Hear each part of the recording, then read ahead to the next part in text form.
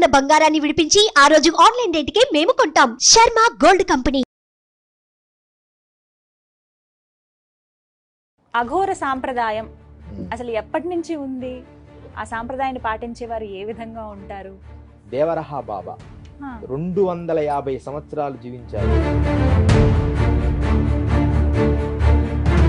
అఘోరాలకి వారి మరణం అనేది వాళ్ళ చేతుల్లోనే ఉంటుంది. 100% అఘోరాలకి కాదమ్మా, మనకు కూడా మన చేతుల్లోనే ఉంది.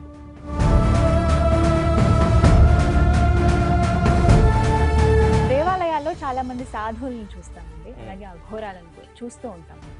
అంటే వారితో మాట్లాడే ప్రయత్నం చేసినప్పుడు ఎవరు మాట్లాడు ముక్కుసూటితనం యోగులకి ఎక్కువ ఉంటుంది. వాళ్ళలో పాజిటివ్గా చెప్తే వాళ్ళు మమ్మల్ని హ్యాపీగా చూస్తారు. అదే నెగిటివ్గా చెప్తే నెగిటివ్ ఉండింది, ఖచ్చితంగా నెగిటివ్ చెప్పాలి. అప్పుడు పరిస్థితి ఏంటి?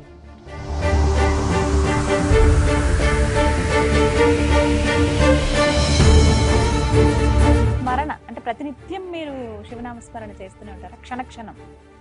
ముందు చేస్తా, తర్వాత చేయాల్సిన అవసరం లే. లోపల ఆటోమేటిక్గా ఏదైతే మనం అనుష్ఠిస్తామో అది జరుగుతూనే ఉంటుంది.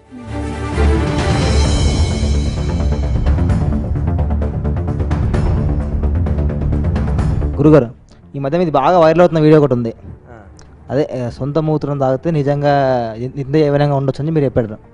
అది ఎంతవరకు నిజం? అది దాని శాస్త్రం అలా ఉంది. దానికి మనం ఎంత సినిమా యాక్టర్ ఒక ఆయన కూడా చెప్పాడు దాని గురించి క్లియర్గా, నేను ఇదే తీసుకుంటున్నాను అని.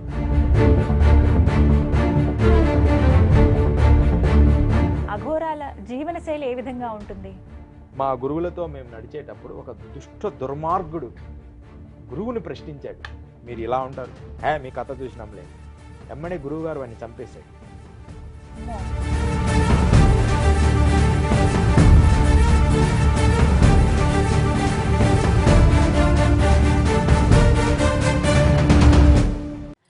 నమస్కారం, వెల్కమ్ టు సుమన్ టీవీ. మన సనాతన ధర్మంలో ఎన్నో సాంప్రదాయాలున్నాయి. శైవ సాంప్రదాయం, శ్రీ వైష్ణవ సాంప్రదాయం అని ఇలా ఎన్నో. ఇందులో ముఖ్యంగా అఘోర సాంప్రదాయం గురించి చెబుతారు. ప్రతినిత్యం ఆ హిమాలయాల్లో ఉంటూ ప్రతి క్షణం శివనామస్మరణ చేస్తూ తరిస్తూ ఉంటారు అఘోరాలు. మానవ జీవితానికి అత్యంత దూరంగా ఉండేటువంటి ఈ అఘోరాల జీవనం అసలు ఏ విధంగా ఉంటుంది? వారి నియమాలేమిటి? సనాతన ధర్మంలో అఘోరాల పాత్ర ఏంటి? వీటి గురించి తెలుసుకుందాం. ప్రస్తుతం మనతో పాటు స్టూడియోలో ఉన్నారు హిమాలయాల్లో తపస్సును ఆచరించినటువంటి సిద్ధగురు శ్రీ సిద్ధ యోగీశ్వరులు. వారితో మాట్లాడి మరిన్ని విషయాలు తెలుసుకుందాం. అలాగే ప్రత్యక్షంగా అఘోరాల పట్ల వాళ్ళకు ఉన్నటువంటి సందేహాల్ని అడిగేందుకు కొంతమంది ఇక్కడ సిద్ధంగా ఉన్నారు. వారితో పాటు ఇవాళ కార్యక్రమాన్ని ప్రారంభిద్దాం. గురుగారు నమస్కారం అండి. జయ గురుదత్త. అందరికీ నమస్తే అండి. గురువుగారు, చాలా మంది మిమ్మల్ని సందేహాలు అడిగేందుకు, వాళ్ళకు ఉన్నటువంటి డౌట్స్ అన్ని క్లియర్ చేసుకునేందుకు ఇక్కడ సిద్ధంగా ఉన్నారు. ముందుగా నాకు కొన్ని సందేహాలు ఉన్నాయి, అవి అడగదలుచుకున్నాను. ఖచ్చితంగా. అందులో భాగంగా అఘోర సాంప్రదాయం అసలు ఎప్పటి నుంచి ఉంది? ఆ సాంప్రదాయాన్ని పాటించే వారు ఏ విధంగా ఉంటారు? ఇవి తెలుసుకోవాలనుకుంటున్నాను నేను. చాలా చక్కటి ప్రశ్నలమ్మా. ఎందుకంటే రకరకాల అఘోరాల్లో మనం ఈ అఘోర సాంప్రదాయం నుంచి మనం ఎలా అనేది తెలుసుకుందాం. ఓం శ్రీ గురుదత్తాత్రేయాయ నమః. శ్రీ గురుదత్త జై గురుదత్త శ్రీపాదవల్లభ నరసింహ సరస్వతి. శ్రీ గురుదత్తాత్రేయాయ నమః. గురుదేవదత్త. ఈ అఘోర సాంప్రదాయం మొట్టమొదట మత్స్యేంద్రనాథుడు అని ఒక మహాయోగి ఉన్నారమ్మ. మత్స్యేంద్రనాథుడు అంటే ఒక చేప నుంచి పుట్టినవారు అని అర్థం. మత్స్యము అంటే చేప, మత్స్యేంద్ర. మత్స్యేంద్రనాథుడు అనే ఆయన మహాసిద్ధ పురుషుడు. ఆయనే కాళీ ఉపాసనలు ఎక్కువగా చేసి మహోన్నతమైన అఘోర సాంప్రదాయానికి మూల పురుషుడు ఈ మత్స్యేంద్రనాథుడు. ఈ మత్స్యేంద్రనాథుడు తపస్సు తర్వాత ఆయన సిద్ధినంతా కాలాంతరాల్లో అఘోర సాంప్రదాయాన్ని ఇప్పుడు మీకు వరుసగా చెప్తున్నాను. ఆ కాలాంతరాల్లో మత్స్యేంద్రనాథు నుంచి గోరక్షానాథుడు అని ఒక ఆయన వచ్చారు. గోరక్షానాథుడు జననం ఏంటంటే, ఒక తల్లికి సంతానం లేకపోతే ఈ మత్స్యేంద్రనాథుడు విభూతిస్తారు. ఆ కాలంలోనే ఈ సాధువులు ఇచ్చిన విభూతిని మనం మోసం వాడకూడదని చెప్పి భర్త అరవగా ఆ భర్త అరిచినమ్మడి ఆ విభూతి తీసుకొని ఆవులు పేడ వేసే దగ్గర వేసేస్తుంది. రోజు పేడ వేస్తూ ఉన్నారు. ఒక 10-12 సంవత్సరాలు 20 సంవత్సరాల తర్వాత మత్స్యేంద్రనాథు మళ్ళా అదే మార్గంలో వెళ్తూ మీకు విభూతి ఇచ్చాను కదా, సంతానం కలిగిందా అని అడుగుతారు. అడిగినప్పుడు నేను వాడలేదండి, క్షమించండి గురువుగారు, మీరు ఇచ్చింది నేను పేడకుప్పలో వేసేసాను అంటే, అప్పుడు ఎక్కడేసారు ఆ పేడకుప్ప అని, ఆ పేడకుప్ప వేస్తే ఆ పేడకుప్ప అంతా తీస్తే లోపల గోరక్షనాథుడు ఇంత పెద్దవాడయి కూర్చొని ఉంటాడు. అలా ఆ గోరక్షనాథుడికి అప్పుడు మరి ఈయన కుమారుడేనమ్మని, మళ్ళా మీకు సంతానం కలుగుతుందని చెప్పి ఈ అబ్బాయిని నాకు ఇచ్చేయండి, మీకు పనికిరాడని చెప్పి ఆ తర్వాత ఆ గోరక్షనాథుడికి మత్స్యేంద్రనాథుడు విద్య నేర్పుతాడు. ఇక్కడి నుంచి అఘోర సాంప్రదాయం బలపడింది. ఈ గోరక్షనాథుడికి 15 సంవత్సరాలు హిమాలయాల్లో తపస్సు చేయమని ఒక స్థావరానికి పంపిస్తారు, మంచు పర్వతాలు. అక్కడ ఆయన చాలా కష్టపడి 15 సంవత్సరాల తర్వాత మళ్ళీ నన్ను చూడడానికి మీరు రాండి అని చెప్తాడు. ఈ గోరక్షనాథుడు వెళ్ళి తపస్సు చేస్తాడు. అంటే గో పేడ నుంచి పుట్టాడు కాబట్టి గోరక్షనాథుడు అని ఆయనకు పేరు వచ్చింది. ఆయన ఘోరమైన హిమాలయాల తపస్సు చేసి మంచు కొండల్లో, గ్లేషియర్స్ అంటారు కదమ్మా, మంచి గడ్డలు ఉంటాయి, వాటి లోపల గుహల్లో ఉండి కఠినమైన తపస్సు చేస్తాడు. కాళీ ఉపాసనలో దివ్య శక్తులన్నీ సంపాదిస్తాడు. అలా సంపాదించి గురువుగారి దర్శనానికి వెళ్ళిపోతాడు 15 సంవత్సరాలు అయిపోగా. అక్కడికి వెళ్ళిన తర్వాత గురువు గారు లోపల ఉంటారు, ఎక్కడున్నారో చెప్పడు. అక్కడ ఉండే శిష్యుడు అంటాడు, మీరు లోపలికి వెళ్ళడానికి లేదు, గురువు గారి అనుమతి లేదు అంటాడు. ఎంతసేపు ప్రయత్నించినా ఆ విషయము అక్కడ ఉండే శిష్యుడు చెప్పడు. అప్పుడు ఆయన మెదడులో ఏమి ఆలోచన ఉందో తన దివ్య దృష్టితో తెలుసుకొని ఆయన మెదడును కంట్రోల్ చేసి గోరక్షనాథుడు అక్కడి నుంచి ఆ గురువు గారు ఎక్కడున్నారో అక్కడికి వెళ్తారు. గురువు గారు చాలా కోపగించుకుంటారు, నీకు అహంకారం వచ్చింది, నీ నా పర్మిషన్ లేదని చెప్పాడు కదా, నీకు అహంకారం ఎక్కువ అయిపోయింది, నువ్వు మరలా తపస్సుకి వెళ్ళిపో అని చెప్తారు. అన్ని సంవత్సరాలు నేను ఉండలేను గురువు గారు, మిమ్మల్ని వదిలి, నాకు అహంకారం, మిమ్మల్ని చూడాలని నేను తపనలో అహంకారంగా అలా ప్రవర్తించానంటే, సరే కొంచెం జాలిపడి నువ్వు ఒంటి కాలు మీద కూర్చొని తపస్సు చెయ్యి అంటాడు. అంటే ఒంటి కాలు అంటే ఒక కాలు ఇలా ఎడమ కాలు పెట్టి, కుడికాలు ఎడమ కాలు పెట్టి కుడికాలు దాని మీద ఇలా వేసి కూర్చుంటాం. అవును, ఒకే కాలు మీద ఆ మూలాధారం దగ్గర ఇది పెడతాం కాలు. అది అతి కష్టమైన యోగము. దాన్ని 7 సంవత్సరాలు చేస్తాడు గోరక్షనాథుడు. అఘోరాలందరూ అది సాధన చేస్తారు ఆ ఆసనాన్ని. అలా సాధన చేసి ఆ తర్వాత మత్స్యేంద్రనాథుడి దగ్గర పూర్తి విద్యను అభ్యసిస్తాడు ఈ గోరక్షనాథుడు. దాని తర్వాత జలంధరనాథుడు అని ఆయన మంచి సాధన చేశాడు. ఈ జలంధరనాథుడు తర్వాత గహన అని ఒక ఆయన వచ్చాడు. అక్కడి నుంచి కొంచెం గ్రంథస్థం చేశారు ఈ అఘోర సాంప్రదాయం. అంటే గ్రంథాలుగా తాళపత్రాలలో రచించారు. వీళ్ళు బాగా దాన్ని ఒక రూపాంతరం తీసుకొచ్చాడు గహన స్వామి. ఆ తర్వాత తర్వాత అంగభంగుడు అని ఒక ఆయన ఉన్నారు. అంగభంగుడు తర్వాత చౌరంగుల తర్వాత చంపట్ల నాగనాథులు అనేవారు చాలా అభివృద్ధి చేశారు. ఈ నాగనాథుల వల్ల ఇంకా నాగనాథులు విస్తృత ప్రచారం చేశారు అఘోర సాంప్రదాయం. అయితే ఈ అఘోర సాంప్రదాయాల్ని ఇలా అఘోర సాంప్రదాయాన్ని మొదలు పెడుతూ దానికి అలా ఉన్నప్పటికి కూడా ఎక్కువ మంది అప్పుడు చేసేవారు కాదు.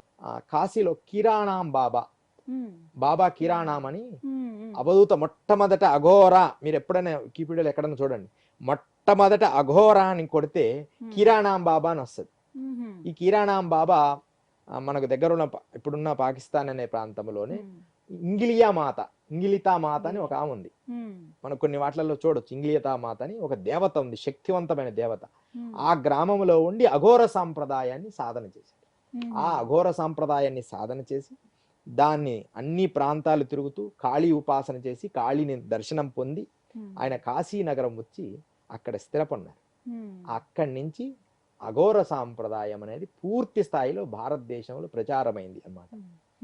ఇది అఘోర సాంప్రదాయం. ఇలా ఋషి పరంపరగా అఘోరం వచ్చింది. మొట్టమొదట ప్రారంభం నుంచి వాళ్ళల్లో ఇప్పుడు మార్పులు జరుగుతుంటాయి కదా, కొంచెం శుద్ధి, ఆచారం, విధానాలు ప్రాంతాన్ని బట్టి. ఇప్పుడు గోరక్షనాథుడు ఉన్న స్థితి తర్వాత జలంధరనాథుడు విచిత్రంగా కొంచెం సరళీకృతం చేశాడు. దాని తర్వాత అఘముడు ఇంకొంచెం సరళీకృతం చేశాడు. అట్లా అనమాట. అంటే ఈ గహన అని ఒక అఘోరు ఉండేవాడు. ఈ గహను ఆయన మరలా ఇంకొంచెం సరళీకృతం చేశాడు. ఇట్లా రకరకాల వాళ్ళల్లో వాళ్ళు ఉన్నారు. కొంతమంది తెలియదు అనమాట, వీళ్ళ నవనారులు అంటారు. 9 మంది ఈ 9 మంది వల్లే అఘోర సాంప్రదాయం శాఖోపశాఖలుగా వెళ్ళి వీటిల్లో 108 రకాలు ఉన్నాయి. అఘోరాల్లో అందరు అంటారు కదా 108 రకాలు ఉన్నాయి. 108 రకాల్లో ఎక్కువగా మనం చాలా ఇంతమంది లేరండి, రకరకాలుగా చేస్తున్నారు, వాళ్ళు ఇలా అండి వీళ్ళు ఎలా అండి, శాస్త్రీయంగా 108 రకాలుగా ఉన్నారు. పుష్పాండ, కరాళ, భైరవ, కాళిక ఇలాంటి భయంకరమైన పేర్లతో అఘోర సాంప్రదాయాన్ని అవలంబించారు. వాట్లలో ఆ 108 కూడా ఈ 4 ఉన్నారు. ఏదంటే 4 అఖాడాలు ఉన్నాయి. హవన్ అఖాడా, జూనా అఖాడా, ఇట్లా 4 అఖాడాలు ఏర్పరచుకొని ఇది మా గ్రూపు, ఇది మా గ్రూపు అని చెప్పి వాటిలో ఉన్నారు. అత్యంత విశిష్టమైన సాంప్రదాయం ఏది ఇందులో? అంతా ఒకటే, కొంచెం మార్పులు ఉంటాయి. నాగ సాంప్రదాయం, నాథ సాంప్రదాయం, నాగసాధువులు అంటారు, నాగసాధువులు అంటారు కదా. ఏది లేదు, కఠినత్వాన్ని అభ్యసించే విధానంలో తీక్షత అంటే తీక్ష పొంది దాని శ్రద్ధ జ్ఞానము పొంది ఎవడైతే చేస్తాడో వాడు అఘోరే. ఘోరము కాని, దాని అర్థం ఏంటంటే ఘోరము కానిది అఘోరము. అఘోరము మీనింగ్స్ ఘోరము కానిది అంటే దాన్ని అది చెడు కానిది, అది అఘోరము అంటే. కానీ చాలా మంది భయపడతారండి అఘోర అనగానే, నెగటివ్ ఒపీనియన్ మనం చూస్తాం. మీరు గమనించారా అది? అవును, గమనించాను. అందుకనే మా గురువులు కూడా సంఘములోకి వెళ్ళేటప్పుడు సంఘానికి తగినట్టుగా ఉంటారు. వస్త్రాలు తీసేటప్పుడు వస్త్రాలు తీసేయడానికి సిద్ధంగా ఉంటాం. సిగ్గు బిడియ సంఘానికి ఉన్నప్పుడు సంఘ పరిధికి దగ్గరగా ఒకే వస్త్రము, నల్ల వస్త్రమో తెల్ల వస్త్రమో ఏదైనా, అసలు ఏదో ఒక చిన్న కౌపీనం పెట్టుకొని సంచరిస్తుంటారు అఘోరాలు. గురుగారు, ఎన్నో ప్రశ్నలు అడిగేందుకు వీరంతా సిద్ధంగా ఉన్నారు. ముందుగా మాట్లాడండి, మీ పేరు? గురుగారు, నా పేరు వెంకటరెడ్డి. నాకు అఘోరాల విషయంలో కొన్ని సందేహాలు ఉన్నాయి. ఖచ్చితంగా. గురుగారు, అఘోరాలు కొన్ని వందల సంవత్సరాలు బతుకుతారు అని చెప్తా ఉంటారు. మరి మీరు ఎక్కడ నివసిస్తుంటారు? ఆ 100 సంవత్సరాలు బతికే విషయంలో రహస్యం ఏంటి? మీరు తినే అటువంటి ఆహారం ఏమిటి? చాలా అద్భుతమైన ప్రశ్న. ఇది మంచి విషయమే. ఎక్కువ సైన్స్కి చెప్తే గాని పిల్లలు నమ్మరు. అఘోరాలు గురించి ప్రూఫ్స్ ఏంటని 17వ శతాబ్దంలో యూరోప్ లో ఒక సంఘటన జరిగింది. ఇప్పుడు అఘోరాలను అక్కడి నుంచి తీయాల్సిన పని లేదు. యూరోప్ లో 17వ శతాబ్దంలో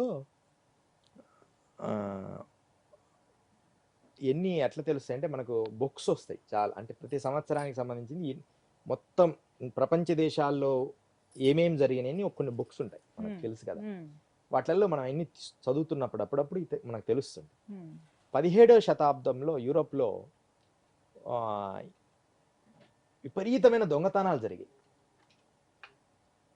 గురువుగారు ఇక్కడ అడిగితే ఎక్కడ యూరోప్ దొంగతనాలు జరుగుతున్నాయి. ఏం దొంగతనం తెలుసా అమ్మా? బంగారం, వజ్రాలు, వైడూర్యాలు కాదు, ఏ బ్యాంకులు కూడా కాదు, ఏ వస్తువులు కాదు, పూడ్చిపెట్టిన మనిషి శవాలు. పూడ్చిపెట్టిన మనిషి శవాలని యూరోప్ లో దొంగతనం చేస్తున్నారు. అవి 1, 2 అయినా ఫస్ట్ జరిగినప్పుడు పెద్ద పట్టించుకోలేదు. అవి వందలుగా మారిపోతున్నాయి. ఏం జరిగింది అని అప్పుడు వాళ్ళు ప్రత్యేక కమిటీ వేసి, ఆ గవర్నమెంట్ ఏదో ఎక్కడో జరుగుతుంది అని చెప్పి ఆలోచన చేస్తున్నప్పుడు వాళ్ళకి ఆ ఎముకలు తీసుకెళ్ళి, యూరోప్లో ఆ తోవిన మమ్మీస్ ఎముకల్ని తీసుకెళ్ళి ఒక రకమైన పాత్రలు, ఒక రకమైన టాబ్లెట్స్ తయారు చేసి డాక్టర్స్ ఇస్తున్నారు. మనుషుల ఎముకల నుంచి చేసిన టాబ్లెట్స్. ఆ క్రమములో ఈ అఘోరాల గురించి వాళ్ళు రాశారు. అఘోరాలు మరి ఇండియాలో ఎముకలతో పూజలు చేసి ఎముకల్ని పెట్టుకుంటారు కదా, ఎందుకు వాళ్ళు అలా చేస్తారని వాళ్ళు ఒక కమిటీ ఏర్పాటు చేసి అఘోరాల మీద వాళ్ళు ఒక రీసెర్చ్ చేశారు. ఎందుకు ఎముకల పుర్రెల్లో వాళ్ళు తింటారు, అదేనా ఈ అఘోరాలు ఎందుకు ఇన్ని సంవత్సరాలు ఎంత ఆరోగ్యంగా ఉంటారంటే, వాళ్ళ ఉద్దేశం ఏంటంటే ఇక్కడి నుంచి ఈ అఘోరాల నుంచి ఎవరో ఒక అతను తెలుసుకొని ఎముకలతో తయారు ఆ పుర్రెలు ఎముకలతో తీసుకోవడం వల్ల ఎక్కువ కాలం బ్రతకగలం. ఇది సైన్సే, కానీ ఇది నేను తప్పుగా అనుకోకండి, అలా ప్రూవ్ అయింది. మనిషి ఎముకలు ఇప్పుడు లేదు, అది తప్పే, కానీ అట్లా చేశారు. చేస్తే ఎక్కువ ఎక్కువ ప్రోటీన్స్ ఉంటాయి, 2000కు పైన ఉంటాయి మన బాడీ ఎముకల్లో ఉంటాయి ఎనర్జీ. దానితో పొడి చేసి ఏదో చేశారట అని ఒక నమ్మకం. అదే మనం వికీపీడియాలోకి వెళ్తే అన్నీ ఉన్నాయి ఈ రోజుల్లో, లేనిది లేదు, అది ప్రూవ్ అయింది. సరే అది పక్కన పెడితే అప్పుడు అఘోరాల గురించి ఒక మొత్తం ప్రపంచ దేశాలకు తెలిసేటట్టుగా వాయిస్, అప్పుడు దాకా అఘోరాలు ఇండియా వరకే. అప్పుడు ఏమైందంటే ప్రపంచ దేశాలకు అప్పుడు స్టార్ట్ అయింది. 17వ శతాబ్దంలో యూరోప్లో జరిగిన సంఘటన వల్ల ప్రపంచ దేశాలకు అఘోరా గురించి తెలిసింది. ఇలా అఘోరాలు ఉంటారు, వాళ్ళు ఇలా ఎముకలతో ఆడుకుంటారు, ఎముకలతో మాంసం తింటారు, ఎముకల్లో ఆహారం తింటారు అని.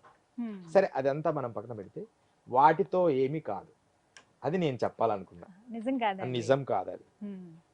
ఏది నిజం అంటే వాటితో పాటుగా యోగా, మొట్టమొదటి నీ దేహమును నీ కంట్రోల్లో ఉంచుకోవాలి, నీ ఇంద్రియాలు నీ కంట్రోల్లో ఉంచుకోవాలి, నీ బుద్ధిని నీ కంట్రోల్లో ఉంచుకోవాలి, గుండెని ఆఫ్ చేయగలగాలి ప్రాణాయామంతో.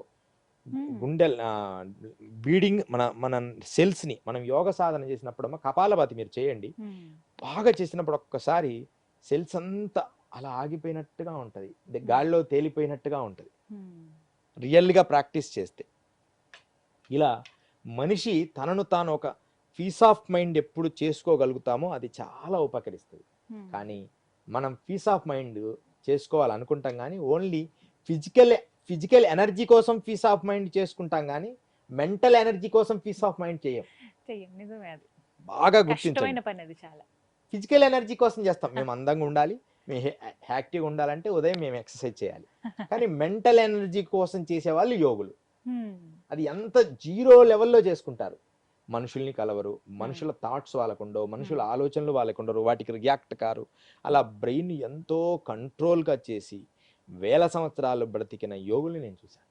వారు అడిగిన ప్రశ్నకి ఇంకొంచెం ఎక్స్టెండ్ చేస్తూ, నిజంగా 1000 సంవత్సరాల పాటు బ్రతికున్న వాళ్ళు ఉన్నారా అండి? 100% ఉన్నారు, ఇప్పటికీ ఉన్నారు. వాళ్ళల్లో నేను చూసిన వాళ్ళని చెప్తా. దేవరహ బాబా 250 సంవత్సరాలు జీవించారు. మొత్తం మన ఈ మధ్య కాలం వరకు కూడా 10, 20 ఏళ్ళ వరకు ఉన్నారు ఆయన. ఆయన ఎంత గొప్పవారు అంటే చాలా గొప్పవారు ఆయన. దేవరహ బాబా అనేది అందరికి తెలిసిన సత్యం. అది ఒక పక్కన పెడితే ఆయన హిమాలయస్ లోనే ఉండిపోయారు. అందరు అక్కడికే వెళ్ళి ఆయన దర్శించి వచ్చేవాళ్ళు, ఉత్తరకాశీ అటు హిమాలయాలకి వెళ్ళి. కానీ బర్ఫానీ బాబా, ఆయన అమర్కంట్లో ఆశ్రమం ఉంది, వారు ప్రతి సంవత్సరం విశాఖపట్నం వచ్చేవారు. వారిని దగ్గరగా నేను దర్శించాను. వారు 300 సంవత్సరాలు జీవించారు. మీరు ఒట్టి బర్ఫానీ బాబా అంటే రాదు, 300 years బర్ఫానీ బాబా అంటే మీకు ఆయన రూపం వస్తుంది. ఆయన ఎంత మంచివారంటే చివరితో మొదట్లో ఎవరిని తగిలేవారు కాదు. ఆయన 50 సంవత్సరాల తర్వాత హిమాలయస్కి వెళ్ళి ఇక 200 సంవత్సరాల తర్వాత వచ్చారు. ఎంతో మందిని సేవా కార్యక్రమాలు ఆయన, మనం వెళ్తే మనకి కూడా ఆయన తగిలి విభూది పెట్టేవారు. 2021లో ఇక ఉండన్రా అన్నారు. అంటే ఇక కొత్త దేహం ధరించాలనుకుంటున్నా అన్న, అంటే కొత్త చొక్కా వేసుకోవాలి, చాలా తగ్గిపోతుండ్రు పబ్లిక్ లో. కొత్త చొక్కా ధరించాలనుకుంటున్నా అంటే కొత్త దేహాన్ని ధరించాలనుకుంటున్నా నేను, ఇంకా నేను ఉండనని ఆయన హాయిగా అలా కూర్చున్నట్టు వెళ్ళారు 2021 కరోనా ముందు. అంటే అఘోరాలకి వారి మరణం అనేది వాళ్ళ చేతుల్లోనే ఉంటుంది. 100% అఘోరాలకి కాదమ్మా, మనకు కూడా మన చేతుల్లోనే ఉంది. ఎలా అంటారు? 100%. కానీ సెల్ఫ్ని మనం మన వీలైనంత కంట్రోల్గా ఉంచుకొని, అంటే 1000 సంవత్సరాలు బ్రతకాల్సిన అవసరం లేదు. ఉన్న కొద్ది ఏళ్ళైనా సరే మన మరణాన్ని మనం గుర్తించాలంటే రోజుకు 1 గంట యోగా, ఒక 20 నిమిషాలు మెడిటేషన్, ఇవి 2 కలుపుకొని కంటిన్యూగా లైఫ్ లాంగ్ చేస్తే మన సెల్స్ ఎప్పుడు డౌన్ అవుతుంటే, అంటే మన రక్త కణాలు ఎప్పుడు వీక్ అవుతున్నాయో మనకు తెలిసిపోతుంది. అది స్లో అయిపోయేటప్పుడు మనం 6th సెన్స్ చెప్తుంది, ఓహో ఇంకా ఎక్కువ కాలం మన బాడీ ఉండదు అని. ఆరోగ్యంగా ఉన్నప్పటికీ కూడా మనకు తెలుపుతుంటది. ఈ రీసెంట్గా ఒక బౌద్ధ మతస్థుడు, ఆయన మనం అన్ని చూడొచ్చు మీరు, బౌద్ధ మతస్థు స్వామివారు స్వయంగా ఆయన మరణాన్ని ఆయనే కోరుకొని ఇంకా ఇంకొక 10 నిమిషాల్లో దేహం వదులుతాను అని తెలుసుకొని హాయిగా వెళ్ళి అలా పడుకున్నారు. అంత వండర్ అంటే మాతో కలిపిన గురువులను కూడా మేము దగ్గరగా చూసాం. బర్ఫానీ బాబా, ఇంకా మా గురువులు అయితే 2 ఇప్పుడు శరీరంతోనే ఉన్నారు. 250 ఒకరికి, 275 ఒకరికి. అమరయోగి అమర్నాథ్. హిమాలయాల్లో తెలియని వారు ఉండరు వీళ్ళ గురించి. హిమాలయాల్లోనే ఉంటారండి. గుప్తకాశీ దగ్గర ఉంటారు. గుప్తకాశీ దగ్గర, ఉత్తరకాశీ నుంచి గుప్తకాశీ ఉంటుంది. గుప్తకాశీ దగ్గర ఆ ప్రాంతాల్లో ఉంటారు. నేను 12 ఏళ్ళకి ఒక్కసారి 16 ఏళ్ళకి ఒక్కసారి చూస్తాను వారిని ఎప్పుడన్నా. అంటే వారికి అవసరం ఉంటే మనకు అవసరం ఉంటే వారు కనపడరు. వాళ్ళు అనుకుంటేనే ఎంత విచిత్రం రియల్ గా. ఇప్పుడు నేను చెప్పడం కాదు, మీరు నాతో ఎప్పుడోసారి ఏదో ఒక రోజు ట్రావెల్ అవుదాం అనుకున్నప్పుడు 100% నేను ఇలాంటివి మీకు చూపించగలను. మాలాంటి వాళ్ళని చూడగలుగుతామండి. వాళ్ళు భేదాభిప్రాయం ఉండదు కానీ దర్శనం ఇయ్యరు. ఇచ్చారంటే అందరికీ దర్శనం ఇస్తారు. వాళ్ళల్లో మనలాగా మామూలుగా 60 ఏళ్ళ మనిషిలాగే ఉంటారు ఎప్పుడు. వాళ్ళు అనుకోకుండా ఇప్పుడు నేను వెళ్తున్నాను, నాకు అమ్మడే గురువుగారు దర్శనం అయింది. కానీ విచిత్రం ఏంటంటే నెగిటివ్ ఆరాస్ ఉండి విపరీతమైన కర్మలు ఉన్న వాళ్ళని ఉన్నారనుకో నాతోటి, వాళ్ళు దర్శనం ఇయ్యరు. వాళ్ళు రారు. వాళ్ళకి తెలిసిపోద్ది కదా అలా వెళ్తున్నాడు అని. ఒక్కొక్కసారి చాలా సార్లు నేను వెళ్తూ వేరే వాళ్ళని కూడా మిమ్మల్ని తీసుకెళ్ళమంటే మహాత్ముల దర్శనం అయ్యేది కాదు. నేను ఒంటరిగా వెళ్ళినప్పుడు ఎక్కువ దర్శనం అయ్యేది. కానీ వాళ్ళకి మంచి శక్తి ఉంటే, కొంచెం మినిమం శక్తి ఉంటే నాతో పాటు వాళ్ళకి దర్శనం చేపించాను. దానికి ప్రమాణం కూడా ఉంది. దానికి మనకు సెల్ ప్రమాణాలు ఉన్నాయి, కొన్ని ఫొటోస్ తీశారు. చిన్న అద్భుతమైన విషయము దీంతో చెప్తున్నా యోగుల గురించి. గాల్లో తేలే యోగి ఒక ఆయన ఉండేవారు. అద్భుతం ఏంటంటే అరుణాచలంలో గిరివలయ ప్రదక్షిణ చేస్తున్నప్పుడు యథార్థంగా జరిగింది. నేను ఏ గురువునైనా దర్శించాలంటే 3 సంవత్సరాలు 2 సంవత్సరాలు కఠినమైన సాధన చేసి, అంటే వాళ్ళ గురించి ప్రేయర్ చేయడం, నా సోల్స్ ని వాళ్ళ కనెక్ట్ చేయడం, మెడిటేషన్ చేయడం అలా చేసేవాడు. అప్పుడు యోగానంద తత్వసి అని ఒక ఆయన, రాకెట్ బాబా అంటే మీరు కొడితే వస్తుంది అరుణాచలం, న్యూస్ లో అనుకోకుండా చూశారు, అది తీశారు. ఆయన అరుణాచలంలో ప్రతి పౌర్ణమి రోజు ఏదో ప్లేస్ లో దిగుతారు. ఆ పర్వతం మీదకి గాలి ఒక రాకెట్ లాగా దిగుతారు. నేను తిరిగి తిరిగి తిరిగి ఒక ఉగాది దగ్గరగా పౌర్ణమి వచ్చింది. ఆ రోజు పర్వతం పైకి అక్కడ పడుకున్నా, ఒకవేళ కనపడతారని. తిరుగుతూ ఉన్నప్పుడు నాకు విపరీతమైన నొప్పులు. నడుస్తున్నప్పుడు ఒక తమిళియన్స్ 2 పిల్లలు, ఇంకొకరు నాకు కొంచెం సపోర్ట్ గా నడుచుకుంటూ వెళ్తున్నారు. సడన్ గా స్వామివారు దిగారు. ఒక చిన్న కంచె ఉంది, అలా చిన్న కంచె ఉంది కొద్దిగా ఎత్తులో. అంత వీక్నెస్ ఉన్నాను కూడా ఎగిరి ఆ కంచెను దూకేశాను. ఆయన దిగుతున్నాడు అనగానే ఆయన మొత్తం జుట్టు ఇంతవరకు ఉంటుంది, మన ఫేస్ కనిపించకుండా అలా ఉన్నారు. నేను సంస్కృతం మాట్లాడతాను కొంచెం. నమో నమః స్వామి. కొంచెం సంస్కృతానికి సంబంధించిన పదాలు వాడితే మరి ఎక్కువ సంస్కృతమే తెలుసని నాకు అనిపిస్తుంటది ఎక్కువ.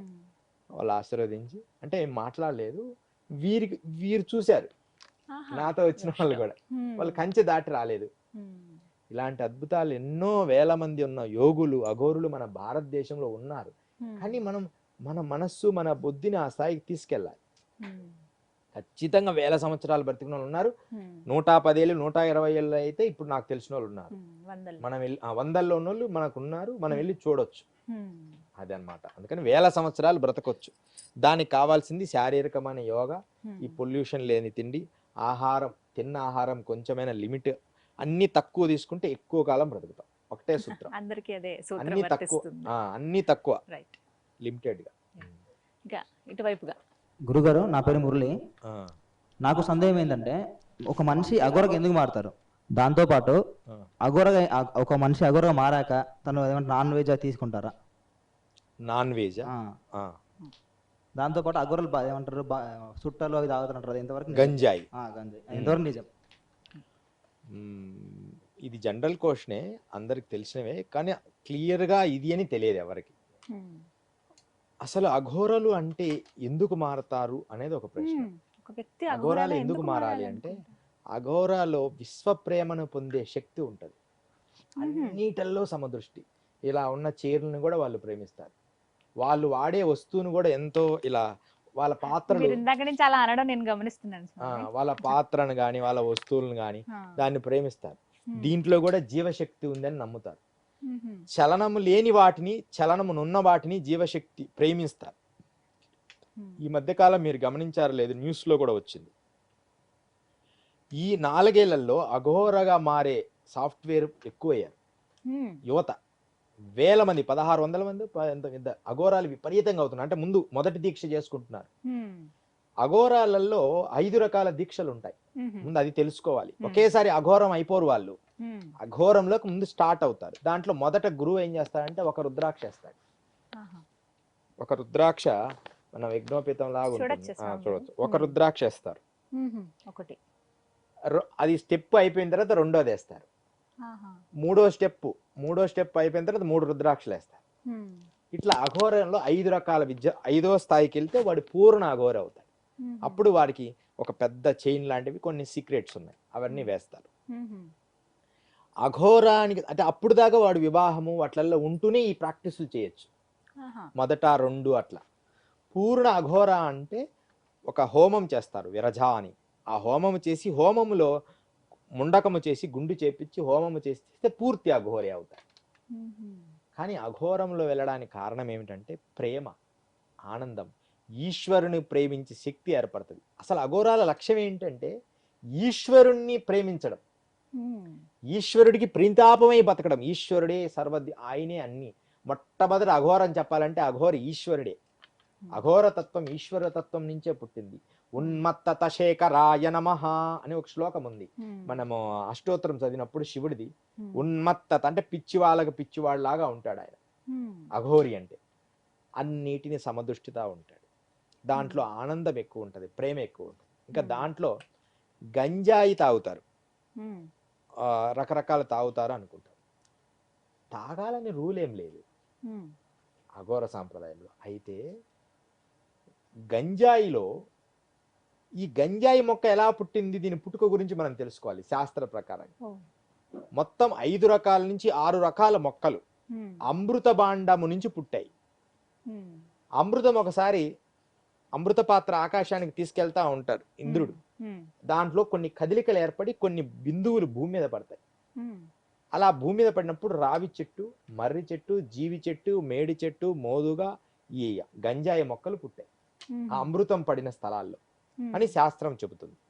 దాంట్లో ఈ అమృతము ఎక్కువగా పడింది, కానీ ఏదైతే పడకూడదో అక్కడ పడడం వల్ల అది గంజాయిగా వచ్చింది. దాన్ని శుద్ధి చేసి తీసుకోవాలి. గంజాయి అంటే ఇప్పుడు గంజాయికి బానిసలు అయిపోతున్నారు కదా, అలా గంజాయి అఘోరాలు తాగరు. రోజుకు 2-3 సార్లు అలా ఒక పద్ధతి దాన్ని నీళ్ళతో కడిగి శుద్ధి చేసి దాన్ని పిండి ఒక విధానంగా తీసుకుంటారు. అలా అఘోరంలో గంజాయి తీసుకుంటారు. ఇక మాంసభక్షణ గురించి అడిగారు. అసలు బతికున్న దాన్ని వాళ్ళు చంపరు అని మీరు ముందు నిర్ణయం చేసుకోవాలి. చనిపోయిన దాన్నే వాళ్ళు స్వీకరిస్తారు. ఎందుకంటే అది బ్రహ్మ పదార్థమైంది. బ్రతికున్నప్పుడు ప్రాణం, మరణించిన తర్వాత బ్రహ్మ పదార్థం. ఈ 2 కథల గురించి మీకు చెప్పాలి. నన్ను గంజాయి తాగమని ఎంతో మంది అఘోరాలు నన్ను అరిచారు. నువ్వు మాలో మిమ్మల్ని మేము కలుపుకోం, నువ్వు గంజాయి తాగవు అని. అంటే చిన్నవాడిని అప్పుడు. నేను తాగితే భయం ఏంటంటే అందరూ నన్ను భయపెట్టారు. ముందు గంజాయి తాగనే కళ్ళు తిరిగిపోతాయి, గంజాయి తాగనే పడిపోతాం అని బాగా భయపెట్టేటప్పుడు నేను తాగనండి అని. పాపం ఒక నాగసాధు అయితే నన్ను నెట్టారు. అంటే కొట్టడం అంటే ఎడమకాలతో ఊరికట్ట ఇక్కడ నెట్టారు. చిన్నవాడిని కదా, కొద్దిగా నొప్పి తగిలిన ఏడ్చేసా. బాగా చాలా ఏళ్ల క్రితం, నాకు ఇప్పుడు ఇది జరిగి 30 ఏళ్ల క్రితం, అంత చిన్నవాడిని. ఏడ్చాను. ఏడ్చిన తర్వాత మరలా పెద్ద గురువు గారు వచ్చారు. అయితే మొండితనం ఉండేది, విద్య నేర్చుకోవాలి, వీళ్ళల్లో నేను కూడా ఒక సాధకుణ్ణి అనిపించుకోవాలనే తపన ఎక్కువ. పెద్ద గురువు గారు వచ్చి కూర్చోగానే అందరు ఆదేశ అన్నారు. నేను కూడా ఆదేశ గురువారు అని. ఆదేశ అంటే ఒక చరణం, నమస్కరించడం ఆదేశ అని చెప్పి నమస్కరించిన తర్వాత ఆ మంట వేసి చిలుములు కాలుస్తుంటారు. దాంట్లో మట్టి చిలుము, అది కాల్చిన తర్వాత కాలిస్తే నీట్గా ఉంటుంది ఆ హోల్. అది కాల్చుతున్నప్పుడు ఆ చివటం ఉంటది, ఇలా పట్టుకునేది అఘోరల దగ్గర. ఇట్లా పట్టుకొని చివటం తీయాలి. మా దగ్గర కూడా ఉంటది. అంటే నిప్పుల మీద ఉంటే దాన్ని తీయాలని. ఆ చిలుము తీసే ఆ చివటానికి జారిపోతుంది. అది ఇంత ఉంది, అది మట్టిది. ఎంతసేపు ప్రయత్నించారు, ఒక 5 సార్లు. ఎమ్మడే నేను చేయబెట్టిన మంటల్లో ఇలా తీసి పక్కన పెట్టి దూప్ దూప్ దూప్ అంటే పాగలే దూప్ దూప్ అంటే నువ్వు పిచ్చడం ఎలా పెట్టుతున్నావు అని అన్నారు. గురువుగారు మీ ఆనందం కోసం నా ప్రాణమైన ఇస్తా అన్న. అంటే ఇప్పుడు అది గ్రేట్ అని కాదు, అంత లవ్ అనమాట వాళ్ళంటే. దానికి ఆ పెద్ద గురువు గారు ఎంత సంతోషపడినారో, ఒరే వాడు గంజాయి తాగకపోయినా పర్వాలేదు, ఒక్కసారి అందరు ఇలా చూడండి అని చెప్పి అందరికి చెప్పి వీడు మన సాధనలో చేసుకునే ఒక సాధకుడే అని చెప్పి తీర్మానం చేశారు. అప్పటి నుంచి నన్ను అందరూ గుర్తుపడతారు. అఘోరాలంటే ఖచ్చితంగా తీసుకుంటారు గాంజాయి అనే ఒక మాట అయితే తీసుకుంటారు. తీసుకుంటారు 100% తీసుకుంటారు, కానీ బానిస కాదు. లేకపోతే లేదు. ఆ మత్తులో ఇప్పుడు ఒక మంచి మత్తు తీసుకొని ఆ మత్తులో ధ్యానం చేస్తే, కానీ ఇదే బుద్ధి దుర్మార్గుడికి కలిగిందనుకో, ఈ చైర్ మీద కూర్చొని ఇంకోటి ఏదో చేస్తే మందు తాగితే బాగుంటుంది అనుకుంటాడు. అంటే వాడు వస్తుని ప్రాపర్టీని వాడికి అనుకూలంగా మార్చుకుంటాడు. కానీ యోగులు అది ఆత్మ సాధనకు వాడతారు. మత్తు తీసుకుంటారు కానీ ఈశ్వరుని ధ్యానిస్తారు. ఇలా అఘోర సాంప్రదాయాల్లో తప్పు కాదంటారు. అంతే కదా, ఈశ్వర ప్రణితాపమై బతుకుతారు కదా. నేను తప్పు ఒప్పుల గురించి చెప్పడం లేదు. ఏదైనా ఈశ్వర ప్రణితాపమై బ్రతకడము యోగము. అది పూర్తిగా దేనికి బానిస కాకూడదు, ఈశ్వరుడికి తప్ప. అది చాలా గొప్పది. నాతో ట్రావెల్ చేసిన వాళ్ళందరికీ ఇది తెలుస్తుంది. ఈశ్వరుడికి ప్రణితాపమై బతకాలి. ఈశ్వరుడే సర్వశరణాగతుడు. వాళ్ళు ఏమి తీసుకున్నా ఈశ్వర ధ్యానం. ఓం నమ శివాయ అంటుంటారు, బం బం భోలే అంటారు. వాడి మనస్సంతా చూడు అది బాగుంది. ఇప్పుడు చూడు మనము కొంచెం ఇప్పుడు యువతగానే కొంచెం అందం కనపడంగానే అది బాగుంది కదా అంటారు. అంటే జనరల్గా అయినా అంటారు. ఒక మంచి వర్షం పడింది అనుకో, చల్ల గాలి వస్తే గురుగారు మరికొన్ని ప్రశ్నలు. నమస్కారం గురుగారు, నా పేరు మల్లేశ్వరరావు అండి. అద్భుతం. నాకు ఒక ప్రశ్న ఉందండి. నేను విన్నాను ఒక సమయంలో గంగా నది నిశ్చలంగా ఉంటుంది. ఆ టైంలో అఘోరాలందరూ కలిసి కపాలం చితితో పూజ చేసిన తర్వాత అప్పటి వరకు నిశ్చలంగా ఉన్న గంగా నది ప్రవహిస్తుంది అని విన్నాను. మీరు కూడా ఆ పూజ ఏమైనా చేశారా? చాలా చక్కటి ప్రశ్న అది. అయితే సంవత్సరానికి ఒకసారి కొన్ని పూజలు జరుగుతాయి, గంగా పూజలు. అఘోరాలు చేస్తుంటారు. నేను ప్రత్యక్షంగా చూశాను కొన్ని పూజల గురించి అలాంటి వాటిని. కానీ అలా కాకపోయినప్పటికీ మాకు ఒక నియమం ఉంటుంది. అంటే ఈ సాంప్రదాయంలో నేను కొన్ని విద్యలను పూర్తి చేశాను. వాటిని తారా ఒకటి, కాళీ ఉపాసన ఒకటి, శాస్త్రీయంగా చాలా నిష్టగా అలా పూజలు చేశాను. ఆ పూజలు చేసిన స్టోరీ చెప్తే మీకు ఇది అర్థమవుతుంది. ఒకానొకసారి నేను ఈ కాళీ ఉపాసన చేయడానికి అఘోర దగ్గర శిక్షణ పొందుతున్నాం. ఒక శ్మశానంలో ఉండి మాకు గురువు గారు కాళీ మంత్ర సాధన నేర్పుతూ ఒక పుర్రె ఆయన దగ్గరే, ఇప్పటికి కూడా ఉన్నారు వారు, ఆయన దగ్గరే ఒక పుర్రె ఉంటుంది. దాంట్లోనే ఆహారం తినాలి, దానికి మా రక్త తర్పణం చేయాలని కొంచెం ఇచ్చేయాలి. దాని తర్వాత అలా చేస్తూ ఆ పూజ అంతా అయిపోయిన తర్వాత మనం ఈరోజు గంగమ్మను మాట్లాడదాం వెళ్ళి అని అన్నారు. తీసుకెళ్ళారు గంగ ఒడ్డుకి. కాశీలో ఒక భాగములు అనమాట. గంగ ఒడ్డుకి వెళ్ళి అలా గంగ దగ్గరికి అడుగు పెట్టగానే గంగ అలా నిశ్చలంగా ఆగిపోయింది. రాత్రి 11:30-12 ఆ అమ్మ అడుగుతుంది అని చెప్పగానే పసుపు కుంకుమ అవన్నీ ఉంటాయి కదా, మేము చేసినవన్నీ తర్పణాలు ఉంటాయి. అంటే అవన్నీ ఎర్ర తర్పణాలే, రక్తంతో కొన్ని తడిపినాయి. అలా అలా అలా అని నమస్కారం చేసుకొని గంగకు అర్పణ చేస్తారు. ఆహారమైనా భోజనమైనా పదార్థమైనా ముందు గంగా నదిలో కలిపినాకే భోజనం చేయడం అనేది అఘోరులకు ఆనవాయితీ. గంగ కన్నా అర్పణం చేయాలి, అగ్ని కన్నా అర్పణం చేయాలి, జీవరాశి కన్నా అర్పణం చేయాలి. ఏదో ఒక దానికి పెట్టకుండా తినరు.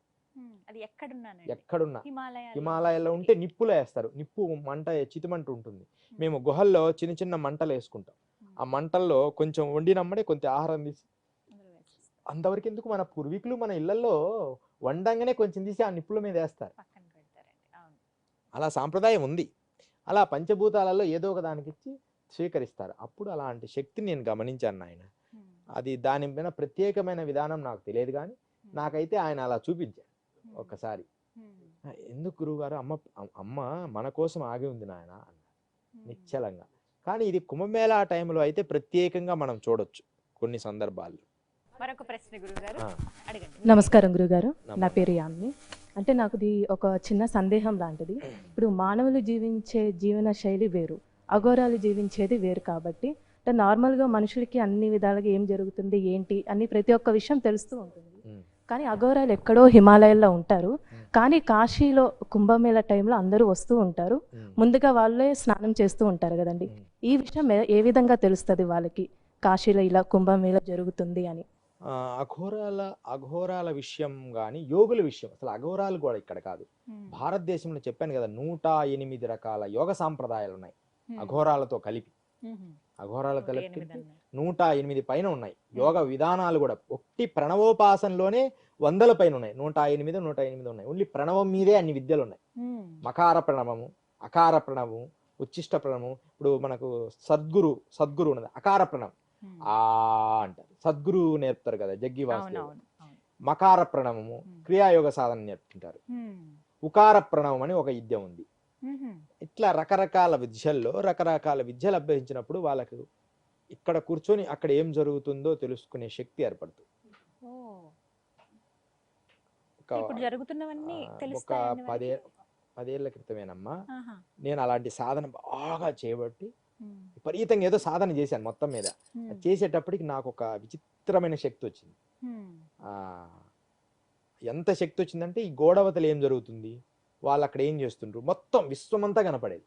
ఎంత దారుణమైందంటే నా పరిస్థితి, కళ్ళు మూసుకుంటే నాకు అంతా కనపడేది. అప్పుడు చాలా బాధపడి మన గుజరాత్ దగ్గర తపోవనం అని ఒక ప్లేస్ ఉంది. ఆ తపోవనం రీసెంట్ కూడా నేను మా పిల్లలు వెళ్ళొచ్చారు. ఆ తపోవనంలో ఒక స్థలాన్ని నిర్మించుకొని అక్కడ ఘోరమైన సాధన చేశాను. అక్కడ పూర్ణానంద సరస్వతి అని ఒక అవధూత ఉన్నారు. ఈరోజు ఆయన గురువారం అనుకుంటా, గురువారం సాయంత్రము 7 గంటలకు దర్శనం ఇస్తారు. వారానికి ఒక్కరోజే దర్శనం. ఆయన ఉన్నారు ఇంకా. ఆయన రాకాడి మన నిత్యానంద బాబు, బొంబాయిలో నిత్యానంద బాబు గురువు గారు శిష్యుడు. ఆయన 200 చాలీలు బతికారు ఆయన కూడా. అలాంటి మహా తపస్వి దగ్గర బాగా సాధన చేసి ఆ తర్వాత ఆయన శిష్యుడు, నాయన నీ సాధన పూర్తయిందట, గురువుగారు పిలుస్తున్నారు అని చెప్పి. అప్పుడు గురువుగారి దగ్గరికి వెళ్తే నీ సిద్ధి పోయిందిలే అంటే, ఆ సిద్ధి పోగొట్టుకోవడం కోసం 29 రోజులు చేశాను. ఎంత విచిత్రమైన సిద్ధి అంటే అమ్మ, ఎక్కడెక్కడ ఏం జరిగేది కూడా నాకు కనపడేది, నేను అడగకుండా. అప్పుడు ఏం చేశానంటే గురువుని అడిగా, నేను సంకల్పించినప్పుడే నాకు కనిపించేటట్టు చేయండి, నేను ఊరికి ఇలా కళ్ళు మూసుకోగానే నాకు కనపడకూడదు, నేను సంకల్పం చేయాలి అది కనపడాలని. ఇప్పటికీ మీకు అలా కనిపిస్తుంది? అలా చేయబట్టి ఎవరేం చేసినా నేను కట్టే కళ్ళు మూసుకొని వీడేం చేస్తున్నాడు అంటే నాకు తెలుస్తుంది. ఇప్పటికీ తెలుస్తుంది. అది అందువల్లనే నాతో ఎక్కువ స్నేహం చేయరు. ఎందుకంటే వాళ్ళు ఏ చిన్న తప్పులు చేసినా నాకు తెలిసిపోతుంటది. అలా మీకు ఎదురైన అనుభవం ఏదైనా చెప్పండి. అలా ఉన్నాయి. బాధపడింది అసలు చెప్పను కదా, నేను నవ్వుకుంటాను. ఎందుకంటే ఆ స్థాయి ఈ మధ్య వచ్చింది. ఆ స్థాయి గతంలో కొంచెం బాధపడేవాడిని, ఎదుగుతున్నాడు అంతే. ఎక్స్పీరియన్సే కదమ్మా, ప్రతిదీ ఎక్స్పీరియన్స్. వాడి కష్టము దుఃఖం వచ్చినప్పుడు నివారిస్తా కానీ వాడు మంచి చెడులు చెప్పను. ఎక్స్పీరియన్స్ అవుద్ది. ఎందుకంటే ఏది పొగుడుతున్నామో అది ఎక్కువ కాలం ఉండదు. అది ఓన్లీ క్షణభంగరమైన దానికోసమే ఆ క్షణం పొగుడుతారు. ఇది న్యాచురల్ జీవితం. అయితే ఈ విషయం ఇక్కడి నుంచి మనం ఏంటంటే దివ్య దృష్టి ఏర్పడుతుంది. అది ఎలా ఉంటుంది అంటే థర్డ్ ఐ ఉంటుంది. థర్డ్ ఐ, 3వ నేత్రం. అది ఎలా ఉంటుంది, అడ్డంగా ఉంటుంది ఇట్లా. ఇప్పుడు ఇది ఇలా ఉంది కదా, ఇప్పుడు ఇట్లా ఉంది కదా, ఇదే కన్ను ఈ లోపల ఉంటుంది. పిట్యూటరీ గ్రంథి, ఈ పైనున్న గ్రంథి నుంచి మధ్యలో ఈ భాగంలో కింద ఉంటుంది. అది కిందికి ఇలా భూమిని చూస్తుంటది. పైనుంచి ఇక్కడ ఫోకస్ అయినప్పుడు మనం ఇలా కూర్చొని అంతర్ముఖం అంటే ఈ నేత్రాలు పైకి తిప్పుతాం ఇట్లా లోపల. అది ఆటోమేటిక్గా లోపల ఉన్నది మేల్కొంటది. అలా కొద్దిసేపు మీరైనా ప్రాక్టీస్ చేస్తే అంటే కొంచెం ఆటోమేటిక్గా మీకు కూడా రోజు కొంచెం ఆ శక్తి వచ్చి మీకు జరగబోయేది ఏందో తెలుస్తుంది. కొంచెం ఈరోజు నాకు ఇది జరగబోతున్నట్టుంది, అలా అఘోరాలకు తెలిసేది. కానీ ఈ రోజు అవసరం లేదు, ఎందుకంటే సోషల్ మీడియా పెరిగిపోయింది. ముఖ్యమైన హిమాలయాల్లో రహస్యంగా ఉన్న యోగులకు తప్ప వాళ్ళకి ఆటోమేటిక్గా తెలిసిపోద్ది. కుంభమేళా అలహాబాద్లో జరుగుతుంది, కాశీలో కాదు, అలహాబాద్ త్రివేణి సంగమం దగ్గర జరుగుతుంది. దానికి ఉన్న మా గురు సాంప్రదాయాలు మొత్తం వస్తారు. ఇక ఎక్కడ అసలు చెయ్యాల్సిందే మాలాయపక్ష అమావాస్య 1వ తారీఖున కూడా ఇక్కడ మనదేది నర్మదా కుంభమే, నర్మదా పుష్కరాలు, అది పుష్కరాలు అవుతుంది. అక్కడే మా గురు సాంప్రదాయమైన చమనరౌషి ఆశ్రమం కూడా ఉంది.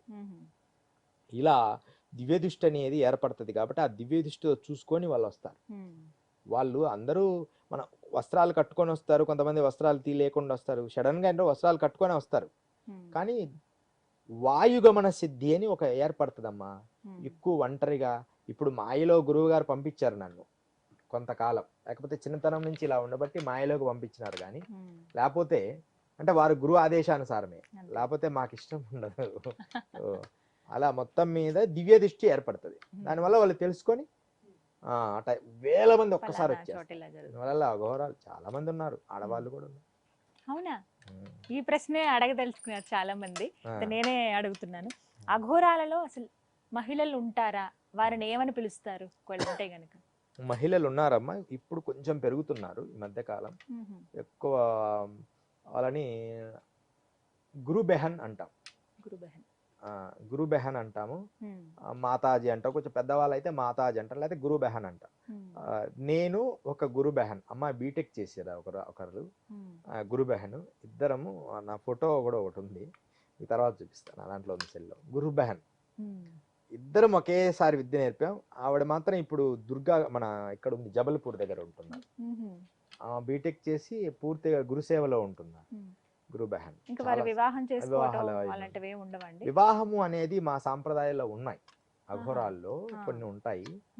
ఎలా ఎప్పుడు అనేది అంటే 2-3 ప్లేసుల వరకు ఉంటాయి. తర్వాత 5వ దీక్షకు వచ్చేటప్పటికి వివాహం ఉండదు. పూర్తి అఘోరి పూర్ణ అఘోరిగా మారిన వాడికి ఇక వివాహం ఉండదు. దీక్షలు ఒక్కొక్క దీక్ష పొందుతూ పొందుతూ పొందుతూ పంచక్రియలు 5 రకాల దీక్ష, 4వ రకాల దీక్ష నుంచి ఇక పూర్తిగా గృహం పరిత్యాగం చేసి 5వ దీక్షలో పూర్తి అఘోర అవుతాయి. కరెక్ట్ గా అఘోర దీక్ష చేస్తే, మంత్రం చేసి జపము చేసి గురువు కరుణ పొంది గురువు కటాక్షించి గురువు ప్రేమించి.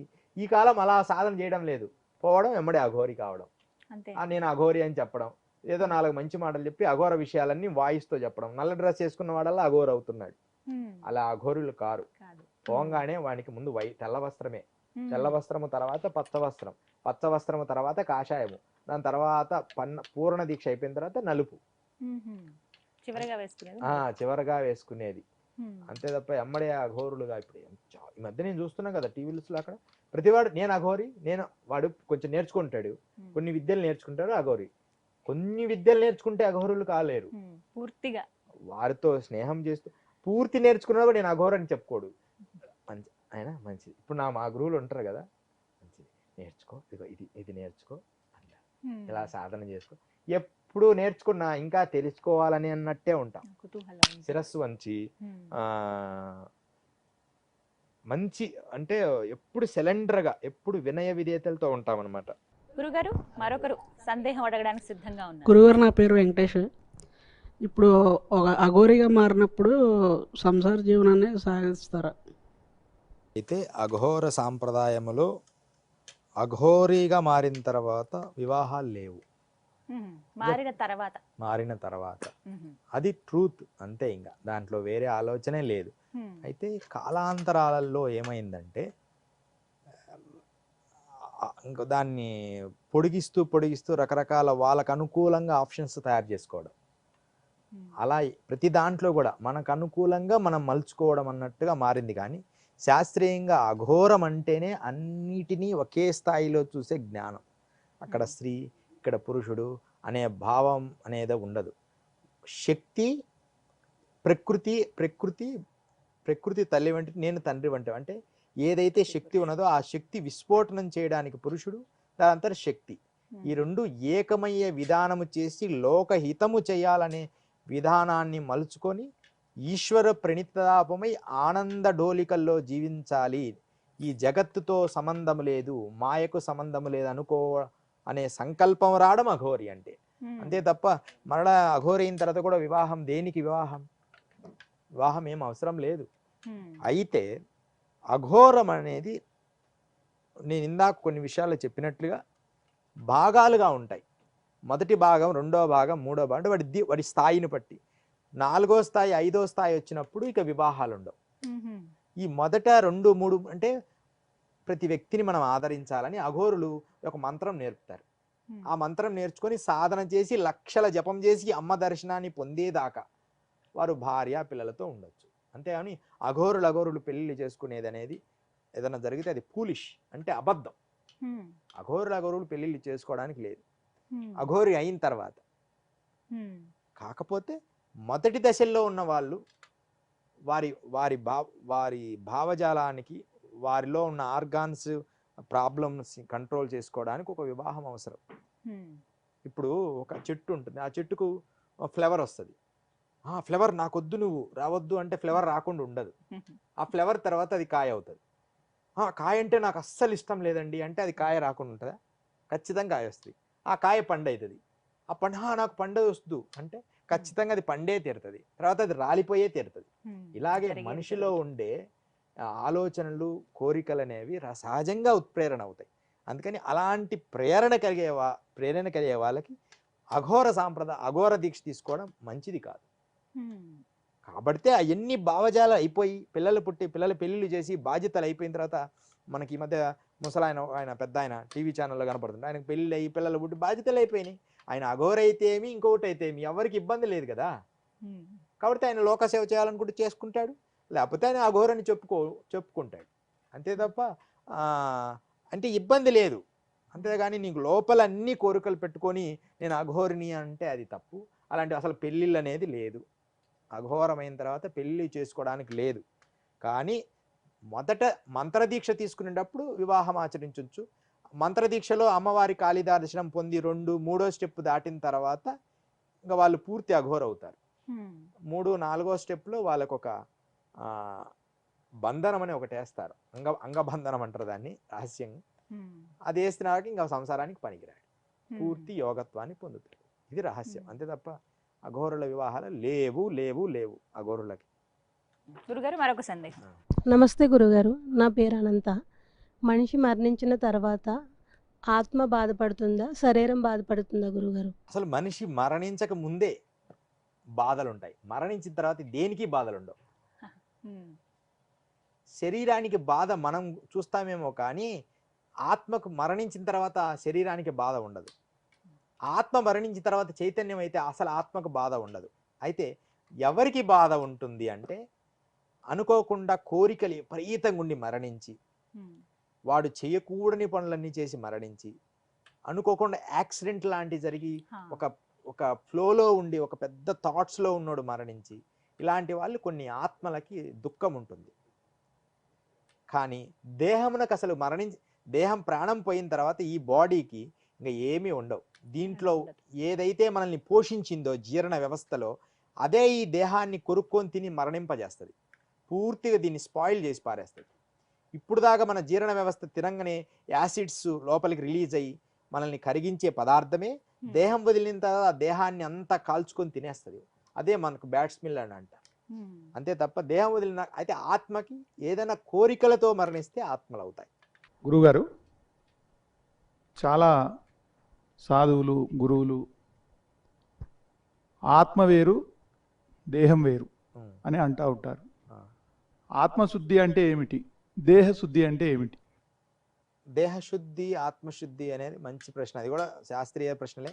దేహశుద్ధి అంటే మనల్ని ఉదయం లేచి స్నానం చేసి ఇదంతా శుభ్రంగా ఉంచుకొని దీనికి కల్మషం అంటకుండా శుభ్రంగా ఉంచుకుంటాం.